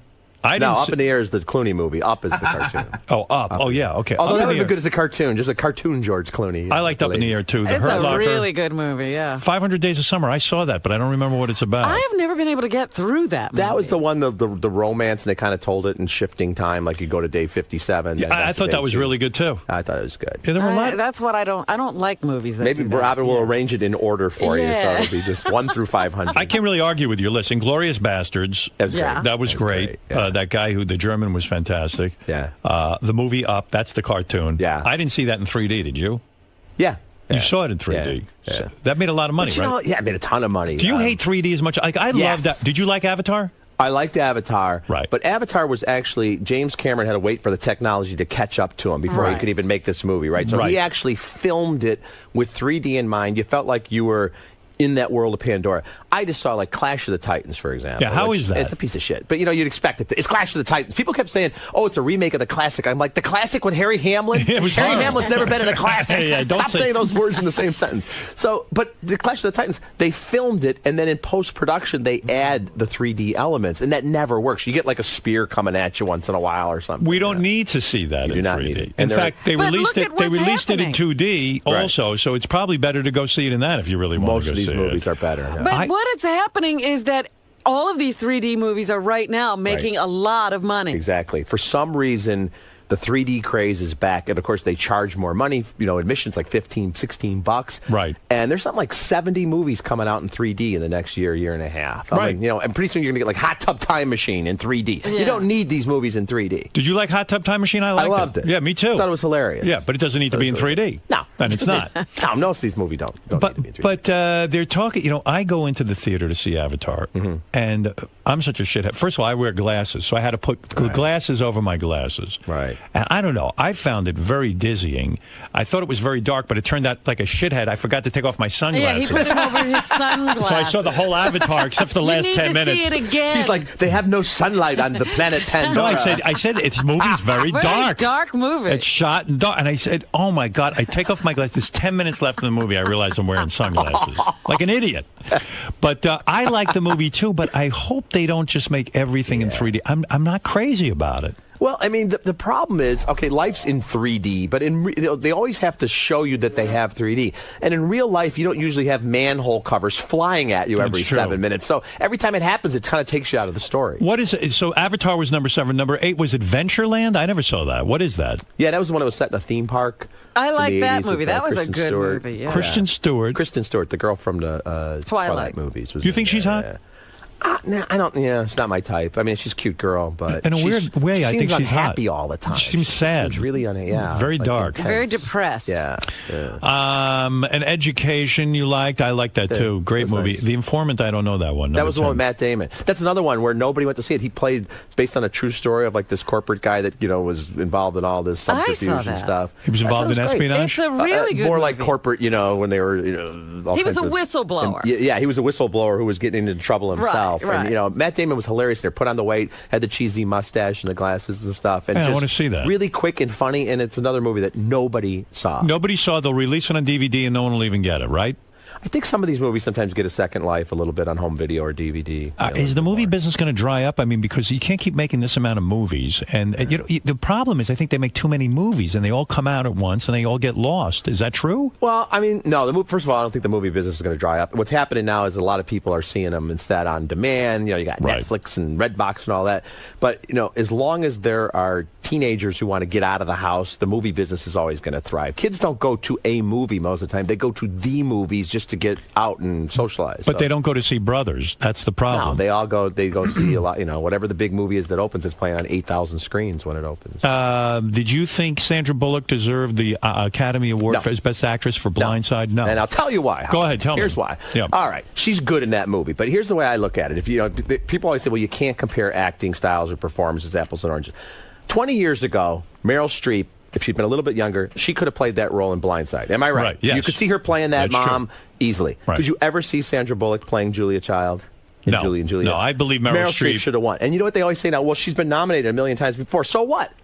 That's the problem. They've just given the Academy Award too many times to Meryl Streep, but she is a phenomenal actress. She's like Mozart of acting. She's the best. I've never seen anybody who could become any person or anything. Yeah. Amazing. Sandra Bullock was good. I mean, she was good in that movie, but it's the kind of, it was like when Julia Roberts won for Erin Brockovich.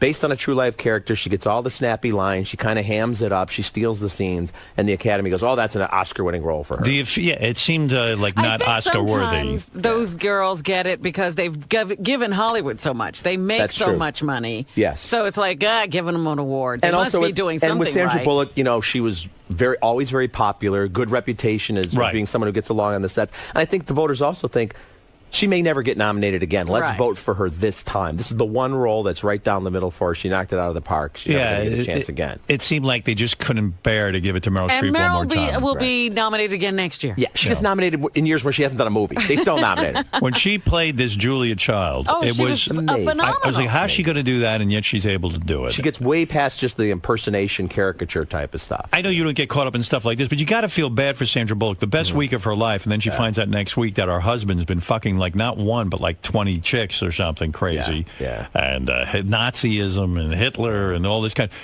She had to know some of this was going on. It's amazing, though. I don't know. I guess she didn't. Well, especially as you've been saying, it's like it's not that she was married, but that she made such a big deal out of it too, and kept talking about, I finally found the right guy. And you look at his track record, and you look at the women he's supposedly been with now. She's the one that doesn't fit into the mold. Right. Yeah. How do those they all two look hook the up? same? Yeah. And now he's seeming kind of crazy, running to rehab, then running out of rehab. He seems really off the wall. Are you in the camp that thinks Sandra Bullock should get her head tattooed so that she'd be more likable to him and maybe he wouldn't cheat?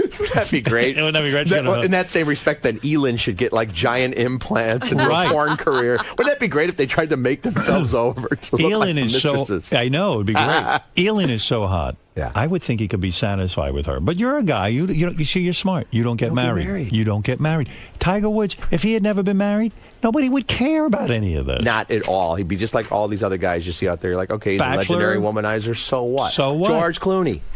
Every year, George Clooney brings a different woman to the Oscars. You always think about the one like 2 years later sitting at home with their friends going, I was on that red carpet with George. Right, that's right. And he's doing nothing scandalous, and people don't hate him. They love him. They love him. Take a couple of phone calls. Richard Roper's book, Bet the House, is in stores now. Great premise. Took money, gambled every day for a month, and you'll find out how he did.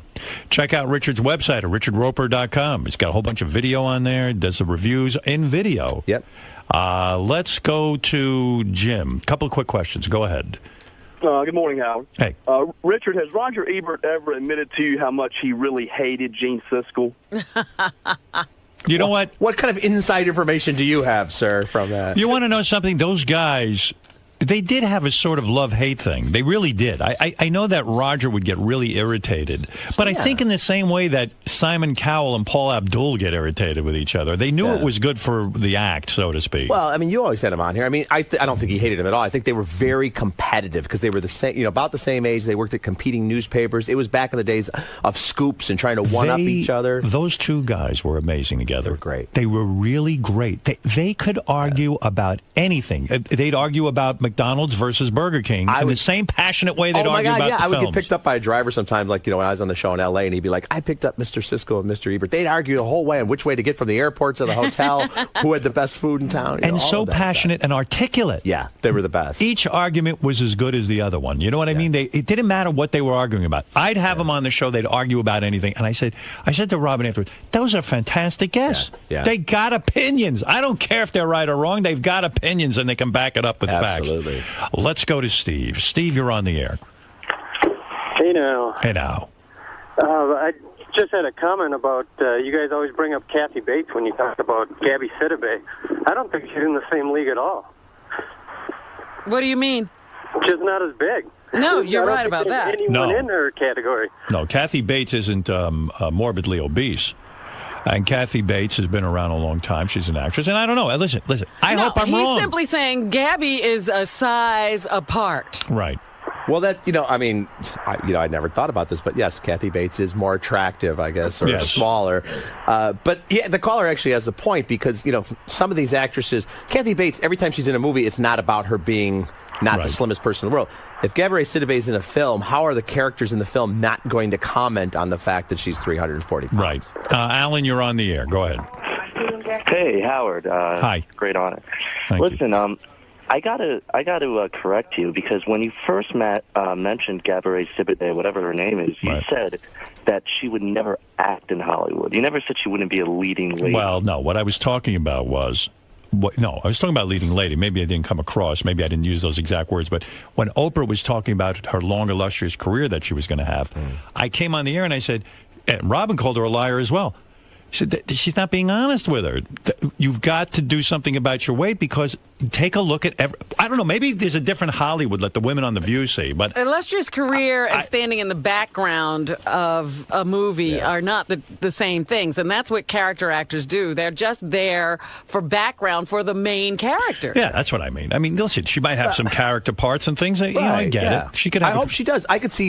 She actually seems really charming when you see on these interviews. Maybe she'll get a role on a sitcom, but she'll be the next door neighbor. Yeah, I just didn't like being painted as her enemy. I'm pulling for her. I hope it's great. Hey, I hope Hollywood embraces her. I don't have anything against her.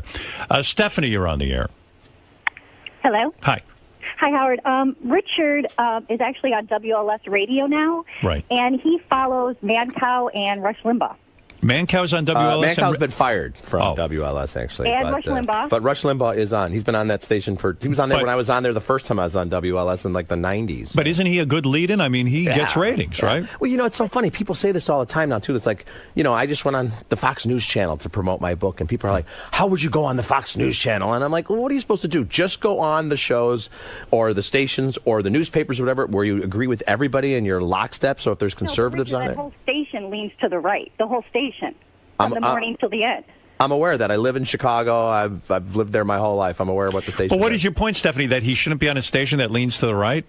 No, not at all. I just Oh. didn't. I've heard him on the show. He's a great guest. Thank you. I just thought he was a little more enlightened than to be on a channel like that. But see, Well, I don't know how many opportunities Richard had to go work at a radio station. WLS is a fine signal, and quite frankly, I wouldn't care if I followed Rush I'm not going Limbaugh. to change my views because I'm on a station that has predominantly conservative hosts. I mean, you Might look be at it the other interesting way. to hear a different You might say, idea. hey, give WLS credit for hiring a guy who's more moderate or liberal. Yeah, I don't see your point, Stephanie.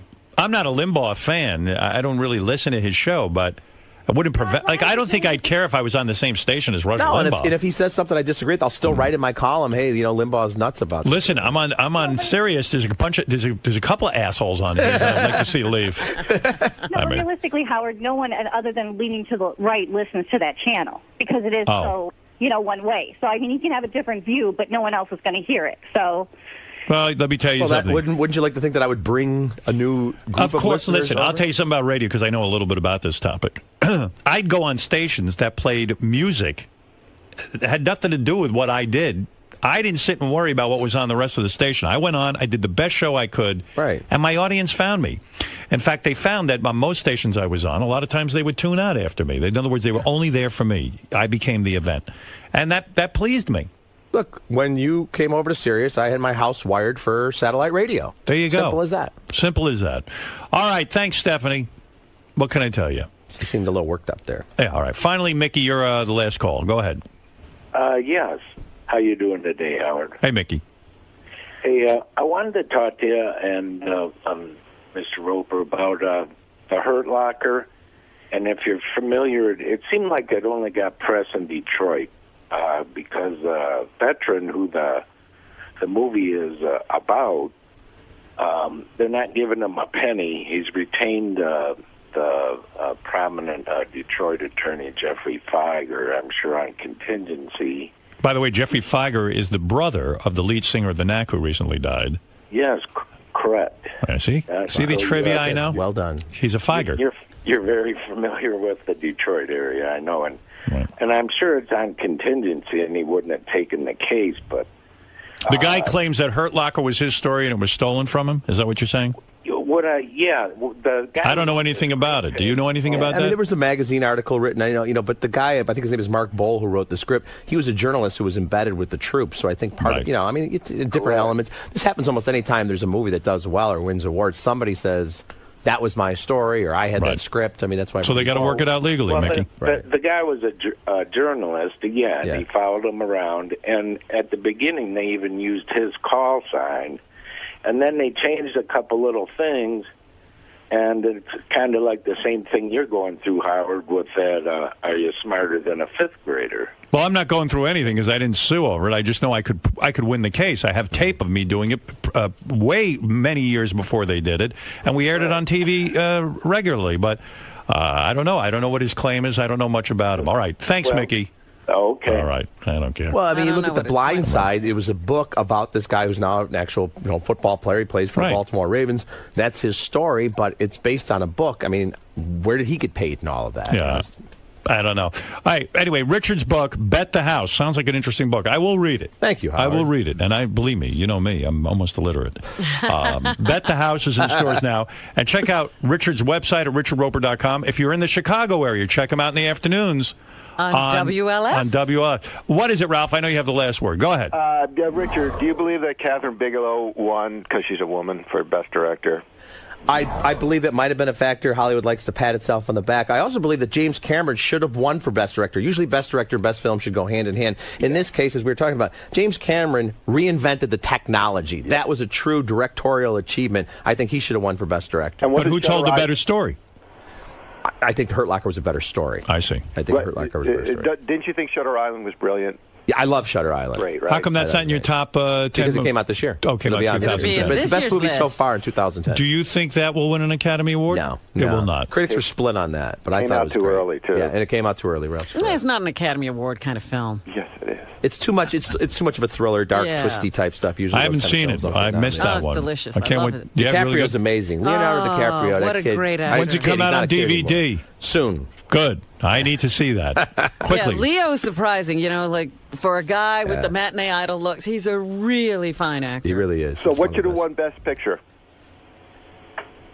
I love The Hurt Locker. I thought Inglourious Bastards could have won it. So they got it backwards. Yeah. You're saying the best picture should have been The Hurt Locker, and that the best director should have been James Cameron. I thought Cameron should have won. And then, the other thing, too, is I don't know if he's the most popular guy in Hollywood. I mean, his movies make a lot of money, but, that whole King of the World type stuff, I think people say enough with the... Do you, what do you do Academy Award night? Is that your big night? Do you get dressed up? And I've gone there for years and years, but you know how that you is. go there? Yeah. And what do you do there? Yeah, but it's so funny because the press, they make us dress up, which is really weird because when you cover like basketball games, you don't have to put on a basketball uniform. Right, you have to wear the tux and everything.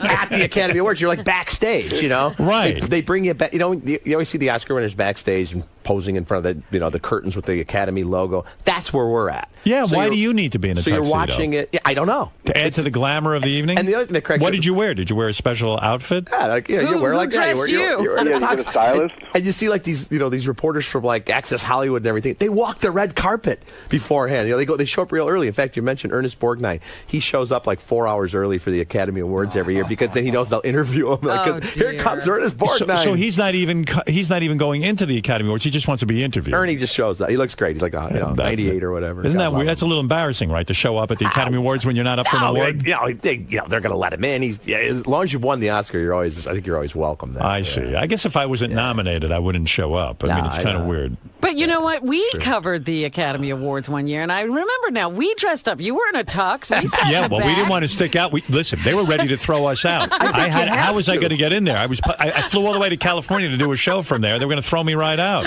I think you have to. Hey, currently, how many women think that you are that they're exclusive to you, and that they are your exclusive girlfriend? I just got out of here. How many women are you working right now? That chick he had was hot. And he dumped her. Well, you could go find her now because he doesn't have her anymore. Yeah, where is she? What is she doing now, that girl? Because there's a lot of guys we know who would like to date her. I don't know. Is she mad at you? No, that was a long time ago. Did you dump her? Did she dump you? Yeah, you know these things, Ralph. Who can He remember? dumped her, I heard. Don't worry, I found Who can out. recall these things? That was a long time ago. Wasn't she into some wild stuff, too? Yeah. I don't remember any. Why are you afraid to talk about sex? Not afraid. Why am I smart enough not to talk On your new about radio it? show, will you talk about your sexual liaisons and will you talk about the women you're dating? Yes, just like Rush Limbaugh does. You know, If he did, it'd be a lot more. I'd tune in. That'd be awesome. Yeah, absolutely. Maybe not so. All right, Ralphie. Thank you. Thank you, Ralph. All Big right, fan, big Richard fan. Roper's book, Bet the House, in stores now. Check it out. And check out Richard's website at richardroper.com. The calls are coming in fast and furious. All right, I'll give you one more. Here, go ahead, Danny. Hey. Hey. I just wanted to say about your little comment about gamblers are the only ones that are watching sports because, you know, they got an issue with making money. And, man, I have never in my life, and the people that I hang out with have never bet on any game. I watch it because I truly enjoy it. Yeah, no, listen, there are people. Of course, that's not what I said. My little comment was that a lot of people bet on that a lot of sports are about gambling. Like Ralph, who was just on the phone, I know, for example, he loves football because he can gamble on it. Yeah, absolutely. And there are a lot of people like that. All right, man. Well, I just wanted to... They complain that it's not fun unless they have a bet on it. Yeah, I mean, hey, look, I'm a sports fan too. I can watch, the Chicago White Sox or the Bears without having a bet on it. I can go to the games, but I can go watch a Little League game and get complete pleasure out of that. Just seeing guys trying to hit a ball, it's just fun. Yeah, but I mean, for the most part, I think most people, even people that say they don't gamble, they gamble. They play, they fantasy baseball, March Madness, the Super Bowl square pools. All that's gambling. Right. Well, I think your book will tap into all of that. I hope so. Let's see. Howard. Let's hope. All right, Richard, and also listen to him on WLS in the afternoons. He's going to be starting his own radio career. Richard Roper's book, Bet the House, in stores now. Check out Richard's website at richardroper.com. Thanks, Richard. Thanks, Great Howard. seeing you. Now the real Richard. trouble begins. Yeah. Richard, how'd it going there today, man? Great. These guys are good to me. You know, I just got to avoid a couple of those little Howard twists Like and turns what? when he tries to get you to talk about the The ladies girlfriends and all that good stuff. Yeah. But so you were saying that you're one of the few guys that support Howard on this Gabby Sidibe Oh, yeah, thing. absolutely, because I knew what he was saying, and I just think sometimes the mainstream media, they hear a little bit or they just hear about it, and then they attack him, and they're not even listening to what he actually said. So why do you think there's not more people like you that support him? I'm just glad there aren't more people like me, because then I wouldn't have as many jobs as I do. I don't know, I think a lot of times people they want to just go with the mainstream, they want to play it safe, they're afraid of things that might get them in trouble, they're certainly worried about things that might be perceived as racially insensitive, so they take the company line and they say, oh, that was terrible, he said bad things about her, and it's like, well, no, pay attention to what he's actually saying. Cool. And then Howard, Howard liked your book, but he thinks you might have a gambling problem. He does, yeah. I don't have a gambling problem. I can quit anytime I want. All right, so you had a good time today, man? Yeah, I had a blast, as always. Yeah, Awesome. It's always a blast coming here. All right, thanks for stopping by. Thank you. Appreciate it.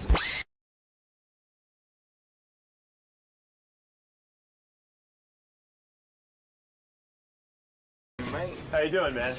All right, a bit knackered. You excited to be on the show today? Yeah, I am, yeah. I'm sort of a little bit nervous, but excited and all. Nervous? Why are you nervous?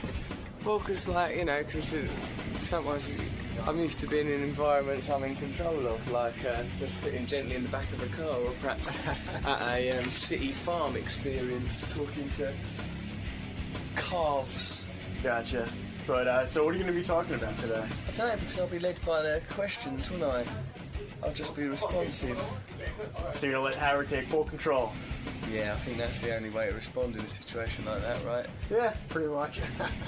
All right, Not man. with sort of limp, flaccid passivity like a cadaver, but more like, not a floundering, overly twitchy individual either. So you'll feel it out? Yeah, I think I'll just be, sort of polite, like if I was a guest at perhaps your home. Yeah. If you was kind enough to invite me round, I wouldn't start saying, what's on the telly? I'd just go with the flow. Cool. All right, man. Well, have fun in there today. Thank you very much. Is that light necessary with all this illumination? Yeah, because the lights up top, they'll throw shadows down. And then I'd look haunting and gaunt. Yes. You look much better like this. Yeah? Can you flip me over? Because I'll tell you Yeah. what. Oh, no. Not bad, right? I see what you're doing. Fair enough. All right, man. We'll see you in there. Cheers, mate. See you in a bit. All right, Russell Brand is a British guy. He was just in the movie Sarah Marshall, Finding Sarah Marshall, or Getting Over Sarah Marshall. I just saw it. It was really good. He was a host of the VMA Awards, and he's from England. His movie career is kind of taken off, and And he's a wild There he character. is. Hey, how you doing? Good to see you. What's happening, man? Enjoyed you in that movie. Did you, mate? Thank you, Howard. Cheers. Sarah Marshall. That was the one, yeah. Yeah. That was good. Good job. Thank you. I'll try my hardest. Yeah, and you're hosting the Video Music Awards again. Oh, I don't know about that. That's not been confirmed in any real way. It hasn't? I was going to say, are you serious? I don't know. Did you? And I was shocked to read about you that did you come up through radio? I did. I'm a stand-up comedian primarily, Right. but I did do a lot of radio also. But you had a tough childhood. Your mom was sick your entire childhood, 3 bouts of cancer, and Yeah. you were molested as a kid. There was all sorts of rhubarb went on. Yeah, there was a lot of trauma and hullabaloo, but in the end, I laughed my way out of it. Who molested you? A family member? No, good lord, no. They were a lovely bunch. No, Christmases were a bit tough, but it was never molestation would be a harsh way to describe it. No, but that's a very traumatic thing. You don't think that it's funny. I mean, it was. Yeah, but like I sort of think once you've got an option of how to respond to something like that, you could I sort of think, oh, you might as well have a bit of a chuckle about it, otherwise it becomes relentless and No, I destroys understand that, you. but when you described what was it, a neighbor or something? Yeah, about 7. Some neighbour got involved. What it was is he tried to sort of play it like it was a reward system for like having responded well to some information about arithmetic. He tried to pass it off like it was like This is what you get when you do a good job. Your neighbor would say to you, gee, I have something special for you because you're a good little boy. Because you're doing well. You're doing well in school and this and that. And what I'm going to do, I'm going to give you a treat. I'm going to stick my hand up your ass. Not the entire hand, but certainly a digit. But nonetheless, that is no reward system. It didn't encourage me. I'm terrible at maths now. Let me reenact it. In other words, I don't want to reenact it, Howard. It was awful. It's bad enough the What's first 8 time. times 7? Ah! No, don't touch me! I'll do whatever you say. No, but that is traumatic. I mean, you were a young kid. Your parents couldn't protect you. You didn't go to them. And a neighbor, a much older neighbor, I would imagine. He was like an old man. If it had been one of my peers, that would have been a date. You can't call that abuse. That's just good, harmless fun. But you, and he would jerk you off, I guess, and suck the penis? No. These were never that elaborate because I think this man, in his heart of hearts, knew that I, as a 7-year-old boy, could not be a marital partner and that spousal duties were always limited to. So, what it would be is to go, oh, well done, you've done very well with that mathematical problem. And to commend you, and then his hand would go down the back of my shorts and sort of cut my nuts, and then there would be occasional digital insertion. But that was that was normally for algebra. Right. These are in tough situations. Yeah, when you're working through a problem. Right, very much. I can smile about it now, but at the time it was terrible. Do you think that you're kind of legendary from what I've read about you, that you've been with thousands of women? Thousands, literally. Are you just trying to prove something? Do you think that... I don't think so. I don't think it's sort of like because I'm no good at maths. But wait, Russell, is it because you think...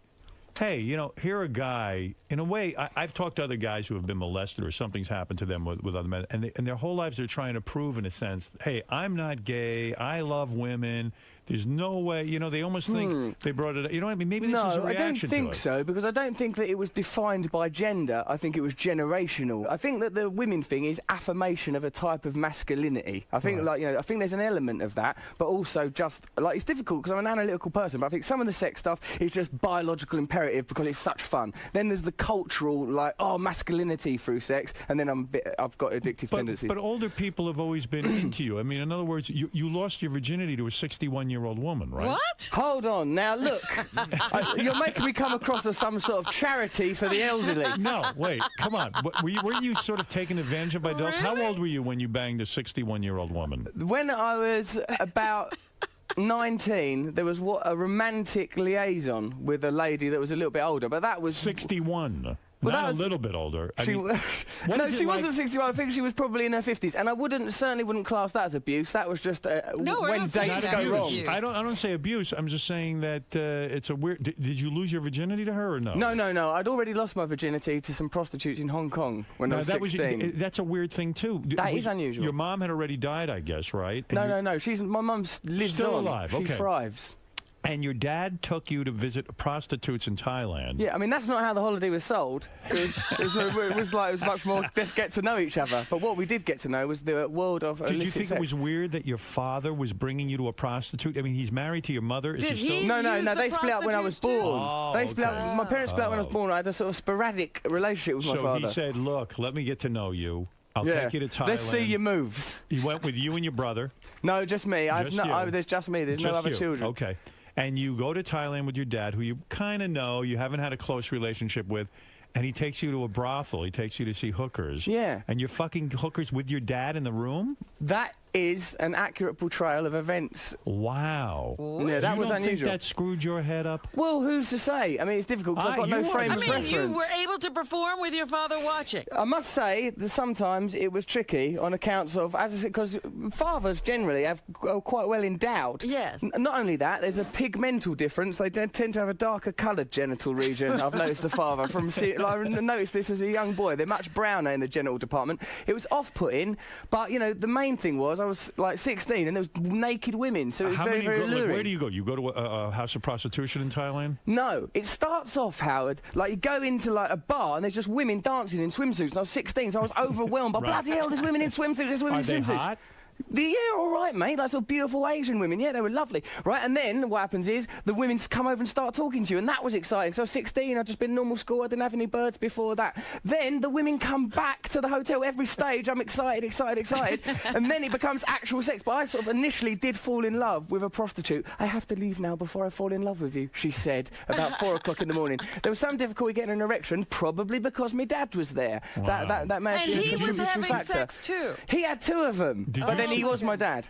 So you're in the room with your dad. Yes. And he's banging 2 prostitutes in front of you. And yeah, you've seen beside me, right beside and me. you've seen his penis and saw his genitals, but like that wasn't disturbing. Was that weird? What was tough, Howard, right, is like this to hear sex talk from another person, any other person. Yeah. Not See, nice. I think you're making it a routine at this point, but this is your real life. It's still a routine. Wait a second. Stop all of this. This is a major thing. I don't know. Your dad is banging prostitutes in a room with you. Later on, you become a heroin addict. That did happen, yes. Yes, for 11 years you suffered. 4 years. 4 years of heroin addiction, but like other drugs, yeah, about 11 years, yeah. And it could have ruined your life. You could have died. You could have, you overcame it. I guess you were on the wagon, yes, right? 6 years.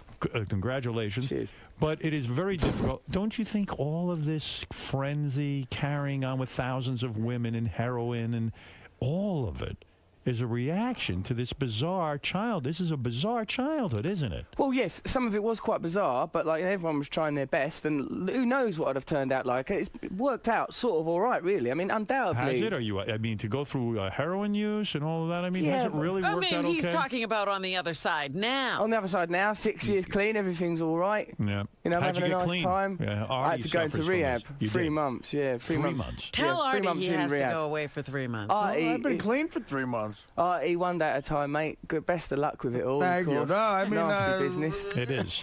How do you get into heroin? I mean, that's a dangerous thing. That's a hardcore drug. With me, it was a very cliched descent into addiction. Started off like just smoking pot a lot and drinking a lot of booze, and then like that stopped doing the job. I wanted oblivion, just to obliterate all thought, just to blanket out all awareness. And eventually, heroin is the one job that does that. It smashes you into a womb, a loss of thought, absolute nothingness, a brown, comfortable blanket of nothingness. Would you snort it or shoot it? No. In the UK, it's very fashionable to smoke it off of foil with crack, which is the way that I used it. I see. And you become horribly addicted to this. And do you have a career at that point? Were you on the radio? It was impeded. I was working at MTV at that time. Okay. And like that, but it was like hectic. That's how I had the money to afford my habit. It was like because I was doing sort of like TV presenting. Would MTV pay you a lot of money in England? Here they're infamously cheap in the United States, and I imagine in England it's a smaller market. It's not loads of money, mate. But before that, I was on welfare and signing on and stuff. Wow. So for me, it was a lot of money. A big deal, right? Yeah. So this is some background you have. I mean, it's quite incredible.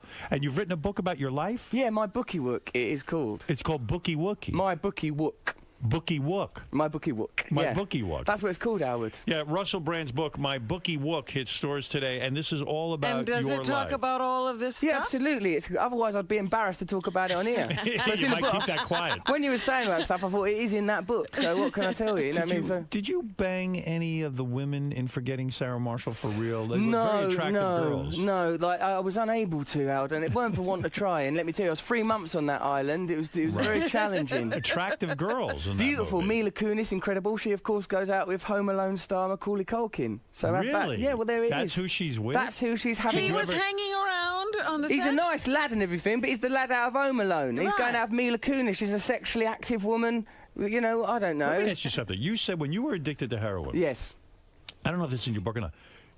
I don't know if this was all happening at the same time. You wanted to prove to yourself you weren't gay. I don't understand this. And you jerked a guy off? It wasn't like I wanted to prove that I wasn't gay. It's that I wanted to prove that the nature of sexuality, is it learned, your sexuality, or is it inherent? Are you born with your sexuality, or do you learn it because your environment? This was that important for you to find out? That's good heroin. Is that It's good gear. I can hook you up. Blow the 3 months away. Go nuts. No wonder you wanted to drown out all the thoughts in your head. Right. So in other words...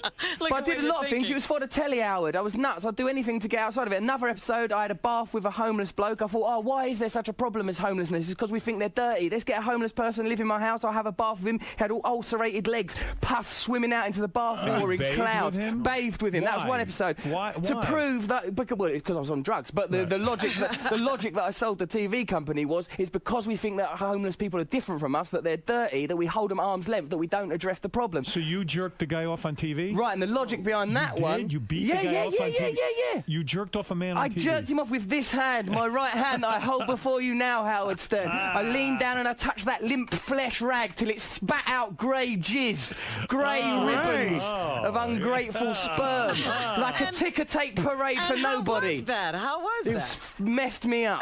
I didn't enjoy it, Robin. I've got to tell you, it was unpleasant. Really? I didn't like it. It was anathema. Who was the guy? He was called Gary. I met him in a gay bar in Soho in London. Right? Gary Carter? That's the fella. No, Gary Carter. Seriously, no, it was a guy named Gary. Guy called Gary. We went into this gay bar. We just went up to him and goes, oh, we're making a documentary to see, is sexuality inherent or is it learned? Do you want me to go and wank you off? That's English for jerk off. Wank you off in the toilet. And he went, yeah. Then we went into the toilet. The cameraman held the camera. How and long did it take for him to come?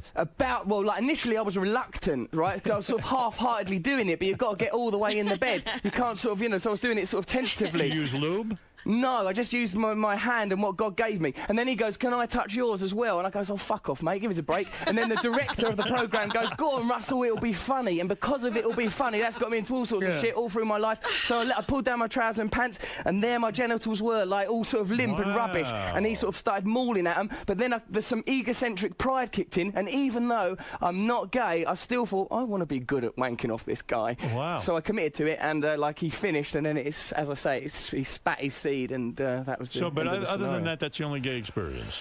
Yeah, other than that, mate. Did you get excited at all? No, I found it very, very unpleasant. And so it shows to me that... So you never came from it? Oh, God, no, it didn't. It was like, I looked at my genitals, they looked like someone else's, all sort of like Play-Doh, just sort of like chicken skin. Well, that's a good sign. But you've had you've done it all with women. You've had famous women. You've certainly... Here, I'll tell you your resume. What famous women? This is my resume. Let's see. You had Kate Moss. That's great. There were liaisons. Of course, I don't like to hurt people's feelings by being explicit. But boy, that's got to be great. She's like a magical fairy person. I mean, to see her naked, she is beautiful, stunning woman. I mean, sounds like she's got her drug problems too, but... I don't know about all that, Howard. Right. I don't know about that, mate, but she was very beautiful. How long did you bang her for? I only saw her a few times. Remember, this was like the precipice of becoming famous. I just got a phone call, she would like to go, would you want to meet Kate Moss? She called you? Someone called on behalf of her. Wow. And I said, yeah, I would like to meet her. Met her on several occasions, but it was like going out with Elvis. It didn't sort of make sense. I couldn't assimilate it into my Were you on drugs at that time? No, I was clean. You were clean, okay. Yeah. You hooked up with Amy Winehouse? No, there was nothing. Amy's a friend of mine, there's been no monkey What's going to be with her? Do you think she's going to make it? She needs to. I think she's such a talented person. And I think she'll be all right. She is talented, no question. But is her demons? Are her demons so strong that she'll never survive it? I mean, it seems to me... I think it's difficult. Hopefully, she's got so much talent. I just hope that she, I hope she will be all right. But she seems horribly addicted. Are you in touch with her? Yeah, she's my mate. Yeah. Courtney Love too, another... She's again a friend. There's been no... Never banged her? Well, actually, no, Howard. No, we're friends. It's hard to go from Kate Moss to Courtney, isn't it? But they all have their qualities. I mean, there's a whole bunch of girls now. I mean, so far you've only hit on one that he's done anything with. I don't know. Besides talk. Yeah, you got any other good Now ones? listen, Robin, I didn't make these claims. I didn't swagger in here like a pirate and say I've had sex with loads of famous women. I sat here quietly and talked about sexual abuse in a very sensible fashion for 20 minutes, then was hit with a list. Well, I mean, there's so Grey many... jizz, everything we covered. I mean, Grey just popped up, yes. Here's a sex story about you. Tell me if it's true or false, Okay, because your book sounds like it's quite interesting. You had sex with a stripper in your apartment. You've had many hookers. You enjoy hookers? Yes, I did sleep with a lot of prostitutes, yes. You did. You like paying for it? It's not that I like paying for it, it's just sometimes you sort of, like, you know, as a younger man, I sort of didn't have the wherewithal to seduce women, and sometimes, like, you want the final product without so much of the heartache and agony of revealing that you How know... much money is a hooker in England? Well, it varies. I mean, you can spend as little as £30, which is like sort of $50, but then you're getting an experience that will make you feel you're involved in the sex trade. But for more money, you can have like a wonderful, magical illusion and a distraction. I must say, I don't get involved with that sort of business you now. guys have a lot in common. Artie goes to hookers as well. Hold on, I don't go to prostitutes anymore. Not since I've been clean and serene. It goes hand in hand with heroin. It does. I think. Yeah. Well, Artie is actually kind of falling in love with one of his prostitutes. She doesn't charge him anymore. That's magical that's happened to you. Well, it was very special what we have. Yes, as a matter of fact, it did. I did feel like one feels if you cross that line, once you break down that financial boundary, you do feel like Christopher Columbus discovering new countries. Yeah, no, it's a big deal. It's a big deal because that's their livelihood, isn't it? Sure. It's not like getting a free meal in a restaurant. It's better. So Way better. You're having sex with a stripper in your apartment, and she started complaining to you that you didn't give her an orgasm, and then you spit on her. Hold on now. Remember, this is when I was on drugs. All these things when I was on drugs. Remember, I'm clean now, so you can't do me for it. You're a different guy then. Different guy then. Is your career exploding at this point because you're having a good run now? After Sarah Marshall, it seems like now Adam Sandler's going to put you in a movie. Yeah. Have you shot that yet? I've done one. I did a Disney film with Adam Sandler, and he's producing a film I'm doing later on this year or next year, yeah. Wow. So hooking up with him as a friend has been very, very good. He's been lovely, yeah. Yeah, very good to you. And then also it says here you're about to star in the next Pirates of the Caribbean. There was some talk about all of that, but I think that's just because I dressed strange. I think they thought I could save money on wardrobe. There's no one's ever said have this money. Anything. All right, so you got that coming up. There's a couple other films coming out, right? Yeah, Arthur, remaking that film Arthur. Really? Yeah, I'm doing that. I'm playing Arthur. Isn't that a hard film to remake? Arthur, to me, was such a perfect film. It was brilliant, wasn't it? And Dudley Moore was brilliant. Amazing man. Isn't it hard in a way to have to try to duplicate that kind of success? I don't know yet, but like I just think like, you know, theatre productions get put on over and over again, and sort of if someone offered it me, do you know what I mean? I've got all right, I'm well up for it. Are you a millionaire at this point? Yes. You are? Wow. Yeah, Did you make millions in England? Yeah, England. Like the bookie work sold loads. And I do stand-up. I'm a stand-up comic, and you get a lot of money for that. Right, wow, good for you. Well, Cheers, it sounds Howard. great. Russell will be signing So now copies. you're here to conquer America? Just come over here to, you know, just try my hardest. Be nice, you know, keep out of mischief. Who are you with now? Who are you banging? I don't have girlfriends. It's not in keeping with my lifestyle. I just like, you know, sort of try and meet people and have liaisons and quest for love and salvation. No, but do you ever get into a long-term thing with No, women? it never happens. You never fall in love? I do regularly, yeah, but it doesn't has no longevity. I'm not talking about lust. I'm talking about love as well. I look at women, sometimes you think, you know, once you don't believe in God anymore, what's left? There's only love. And I kind of believe in universal love, but also sometimes you think a woman can save you. That's what I think, a woman can save me. And I believe in it, but then it passes. I see. But Russell, it's almost like your character in the movie. It is. They based it on me. They changed it. What is your longest relationship been with? Oh, like just sort of, you know, maybe sort of a few months, 6 months here and there. Yeah, I find it hard to maintain. To stay that maintained. Kind of, yes, exactly. Well, who do you hang out with? You got guy friends? Yeah, loads. I hang around with my mates all the time, and I've got female friends as well. But it's just I find it hard to be in a conventional relationship. Why did Bob Geldof call you a cunt?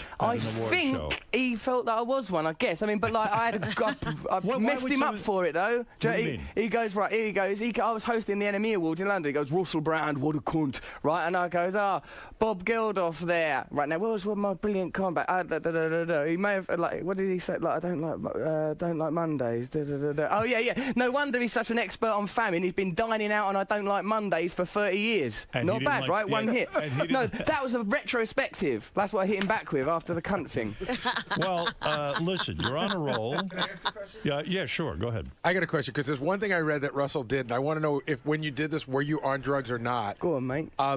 Did you, after 9/11, the next day, you came in just as Osama bin Laden? Yeah, I was on crack then, mate. Were you? Yeah, so don't carve me up for that. I was on crack, and also it's just because everything was going so mad. I just thought, well, you know, sort of blew me away a little bit. You were working that at was MTV irresponsible. at the time. You were on crack, and it was the day after 9/11. Yeah, it was. And yeah. so you dressed up as Osama bin Laden. Yeah, that was very, very. I didn't mean no disrespect to anyone, but I was on crack, and it was just like everything was going a bit hectic. And I took my drug dealer to work that day as well, and he was there in the building with me. It was a lot of madness. Did you get fired for that? Yeah, oh, you I did. You They lost sacked your me. job. At, so yeah, you know, I paid the price. You've already paid for that. You know, in a one. way, they encouraged you to be outrageous, Yeah. and then you were outrageous, and they fired you. Go on, go crazy. Not that crazy. Get out. Right. Yeah. Now, that's the problem I have. That's the game. That's not fair Yeah, to that's someone the who game. you encourage to be wild. Yeah, they mislead you. They laugh at you, and then all, you know, once some glass gets broken, where are they? Well, Do you think you know the boundaries now? Do you think you know how to play within a certain, or you're likely to do this again? I want to be successful because I've got ambitions and all that sort of stuff, but I don't want to compromise so that there's no point in doing it anymore. So I'm not myself no more. It's a tightrope act, isn't it? But I don't know. I mean, like all my life, there's been aggro. So if there's problems in my career, it's just the same as when I was a kid. So I can take it. Well, I'll tell you, Russell, I wish you luck with the new book. It's called My Bookie Wook. What does that mean, bookie wook? That's a British expression? It comes from like the Clockwork Orange, that Anthony Burgess novel, and like, you know, they say eggy wegs and gutty woots and say stuff because I like it because it's got all, as you've said, it's got all those harrowing things in it, all that sort of stuff from childhood, and then it's called My Bookie Wook, so it sort of undermines the pathos. But it's mostly a funny book. I just wanted it to be funny. And the book was a big hit in England. Yeah, and, sold like 1 million of them. Like, it was #1 for ages. Oh, like, fantastic. yeah, it did really well. Is it frustrating to you to be a big star in England and then not be known that well here? Yeah, it is a bit, mate, because like people in England go, "Oh, do you like it not being famous?" I fucking hate it. Do you know what I mean? Because like I've got used to being famous, and then the kickbacks. Then you come here and no one knows. No one gives the monkeys. So you have to sort of. It makes you realise though that fame is subjective and meaningless. I can relate to that. Early in my career, Robin and I were very successful in Washington D.C. Yeah. In Washington, we had an 8 rating, which is huge in the morning, and I was like this big star. And then I'd come to New York to visit my family, and no one knew who I was. Yeah, it was like you didn't even exist. And I said, gee, that sucks. I mean, I got to get to New York so people will see that I'm somebody. It really was very frustrating to me. Right. Do you find a difference between American women and British women? Not in an essential way. I think ultimately we're all the same. $10. It's a $10 difference. $10 difference. No paying for it, Artie. Yeah, no. I'm done with that. It's exploitative. I agree with you. I'm done with that like you. We must heal ourselves, you and I. After the MTV Awards, did you get any... death threats. Did you get... No, oh, you got death threats. Death threats. Why? What did you say? That I said some stuff about George W. Bush, and people death threatened me. But I think if you're going to threaten to kill someone, that's just give me a warning. I think what it is that Americans can make fun of George W. Bush, but they don't like when a guy from England comes over. I appreciate that now. Yeah, I made a mistake. You don't care. Is it hard for you to relate to Americans? I mean, you're keyed into the whole British thing. Is it hard to come over here and translate? I don't think so, because I think things that are really funny are universal. Of course, there's different cultural references, but no, it isn't. It works out fine. And no one has problems understanding you. Nah. Because, because I go into an archaic Victorian, oh, hello, darling, nice to see you, you know, sort of going to Dickensian language. People like it. How long is your show? An hour? Hour and a half. Hour and a half. You get up there, you talk, you got the microphone, and you let it go. Tell some stories that's prepared, and then improvise as well, and see how it goes, you know. Very good. And you like this stand-up thing? I live for it. It's my life. You love it? Because you yeah. hear so many stand-up comedians go, "Oh, it's torture. I hate it. I can't. I got to get me off the road. I want to be something else. I want to be a." You know, you like it. Because you've got an audience there. There's no censorship. You can do whatever you want to do. You're free in a room with people. You can see their eyes. They can touch you. After the show, you can seduce them. It's magical. Who was your inspiration growing up in Pryor, Bill, like this is when I was older, but like you know, the comedians are my Richard Pryor, Lenny Bruce, Bill Hicks. When I was a kid, though, it's like more English comedy, 40 Towers, things like that. I see. And how old were you when you got up on a stage for the first time? 15. I'd done a school play at my normal school that I went to, Bugsy Malone. I was fat when I was a little kid, and I played like Fat Sam in Bugsy Malone. And when do you say I'm going to go try stand-up comedy? That's a ballsy move. When after that, I got a grant to go to a drama school. I got thrown out of that drama school because I was a drug addict and I was crazy. And then I started doing stand-up because you're not dependent on anyone else. You can do it on your own. And you tried it. At first, was it difficult? Really hard, and I was bad at it because I was on drugs. So I did crazy things. Used to talk about very controversial things and got into fights. Got arrested once. Got hospitalised in Edinburgh. Gashed up all my leg. Had to have my leg stitched up. It was trouble. Wow. And you're not banging anyone here in America right now? Well, yeah, I am. Actually, as a matter of fact, some really beautiful people. And you went to rehab not only for drugs, but for sex addiction. That's a different world. Well, why sex addiction? Are you addicted to sex? Do you think there's a problem there? I think any behaviour that you can't control and that starts to have a detrimental effect on your life could be classed as addiction, whether it's to do with food or sex or anything. Absolutely. How was sex? Wait a minute. How was sex such a out-of-control thing? What were you doing? Well, what it was is my management, who look after me and look after me very well, they'd seen that the drug thing had worked out. Then they noticed I was having sex a lot of the time and I was always on about it or doing it or talking about it, and they thought it was getting silly. So they said, look, you go away for a month to this place. But I got there, and all it is with me is like I meet lots of girls and I love it and I'm passionate about it, but the people there had problems that were much more stark, and like some problems were illegal. So when I got there, I was a bit scared by it, but I had to stay because they wouldn't let me leave. Well, I'll tell you something. You know, I think with you, I don't know you real well, but just hearing you today, I would say, look, you probably had a sex addiction, not for the sex, but you're a people addict. You need to have somebody in your company all the time. Oh, yeah. And you need people with you. And not necessarily it's about the sex. It needs you, they actually make you feel good. They make you feel validated, right? Close, Something like that? Yeah, maybe it it's sounds to do like with that. Yeah. All right, listen, what the hell do I know? That's too heavy. Don't end the interview on that. End on a high note. A high note? Well, something jolly. All we've done is... Because otherwise I'm going to think about, there's been too much therapy. Ken, you're on the air. Determine what the problem is. We haven't found a solution. There's been no solution. Do they have a lot of... who else is in sex rehab? I would imagine, these sex rehab is these pedophiles, these guys who go away and they like little children. There was there was a fella there who had married a 15-year-old. There was lots of crazy stuff going there. I found it very hard to sleep at night. I was listening to the floorboards the whole time. I thought I'm going to hear people creeping around. It was an edgy experience, very edgy. Absolutely. What you describe is so true. I mean, and do you make friends with these pedophiles? Well, what's difficult is they're sort of quite nice when you know it. They're probably charming. If you're not a little kid, it ain't a problem if someone's a pedophile. You're out of their remit, do you know what I mean? You're an adult. They weren't interested in you. They left me well alone. I mean, I dressed up in pigtails, I tried everything. Gingham frocks. Are there women in the sex rehab with you as well? There was one, she didn't last long, poor cow. Yeah, right. Must have been murder, all that attention. Did you end up banging her? No, I didn't actually. She was just there for the first day that I was there, then she graduated, and one could see why a life of sexual addiction might have appealed to her, Yes.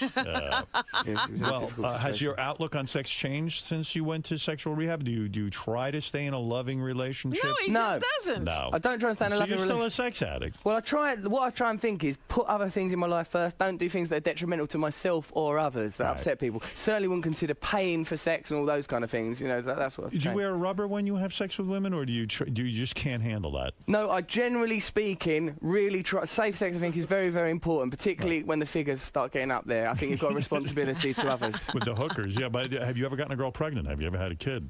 I've no children. No children. That's a miracle. No children. That's a miracle. Maybe there's something wrong. No. Hey! That's not on, Robin. I reckon my sperm could drill through that glass. Yes, Ken, go ahead. Russell, I never heard of you before, but you're one interesting motherfucker. Thanks, Ken. You seem like a nice man. This is one of Howard's best interviews. I mean, I'm going to watch.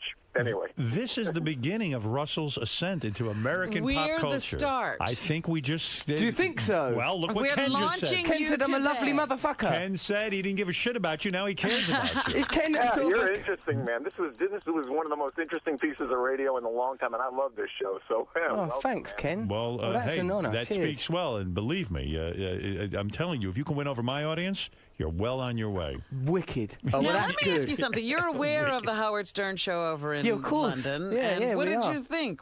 Did you ever get copies, or what did you do? I watched that movie. Everyone's aware of this show because it's like an iconic show. And also, when I would sometimes get thrown off of the radio, they'd say he's like the British Howard Stern. Sometimes they would say. Yeah, but always when they're getting thrown off. Well, Russell, you'll be happy to know I'm insane. Oh, that's lovely. That's comforting. All right, Russell Brand's book, My Bookie Wook, hits stores today. I will have to read this book. Yes. Quick question. You threw off an Anthony Burgess reference. Yes, mate. Clockwork Orange. That was a great reference, man, and that should be expanded maybe at a future interview again. All right, we'll talk about literature if I ever come back. How tall are you, Russell? I'm 6'2", Howard. 6'2". Robin, I think, is quite taken with you. Are you? Well, you're cute. Well, that sounded dismissive, and I'm looking for love. No, you're not. I am in all the wrong places.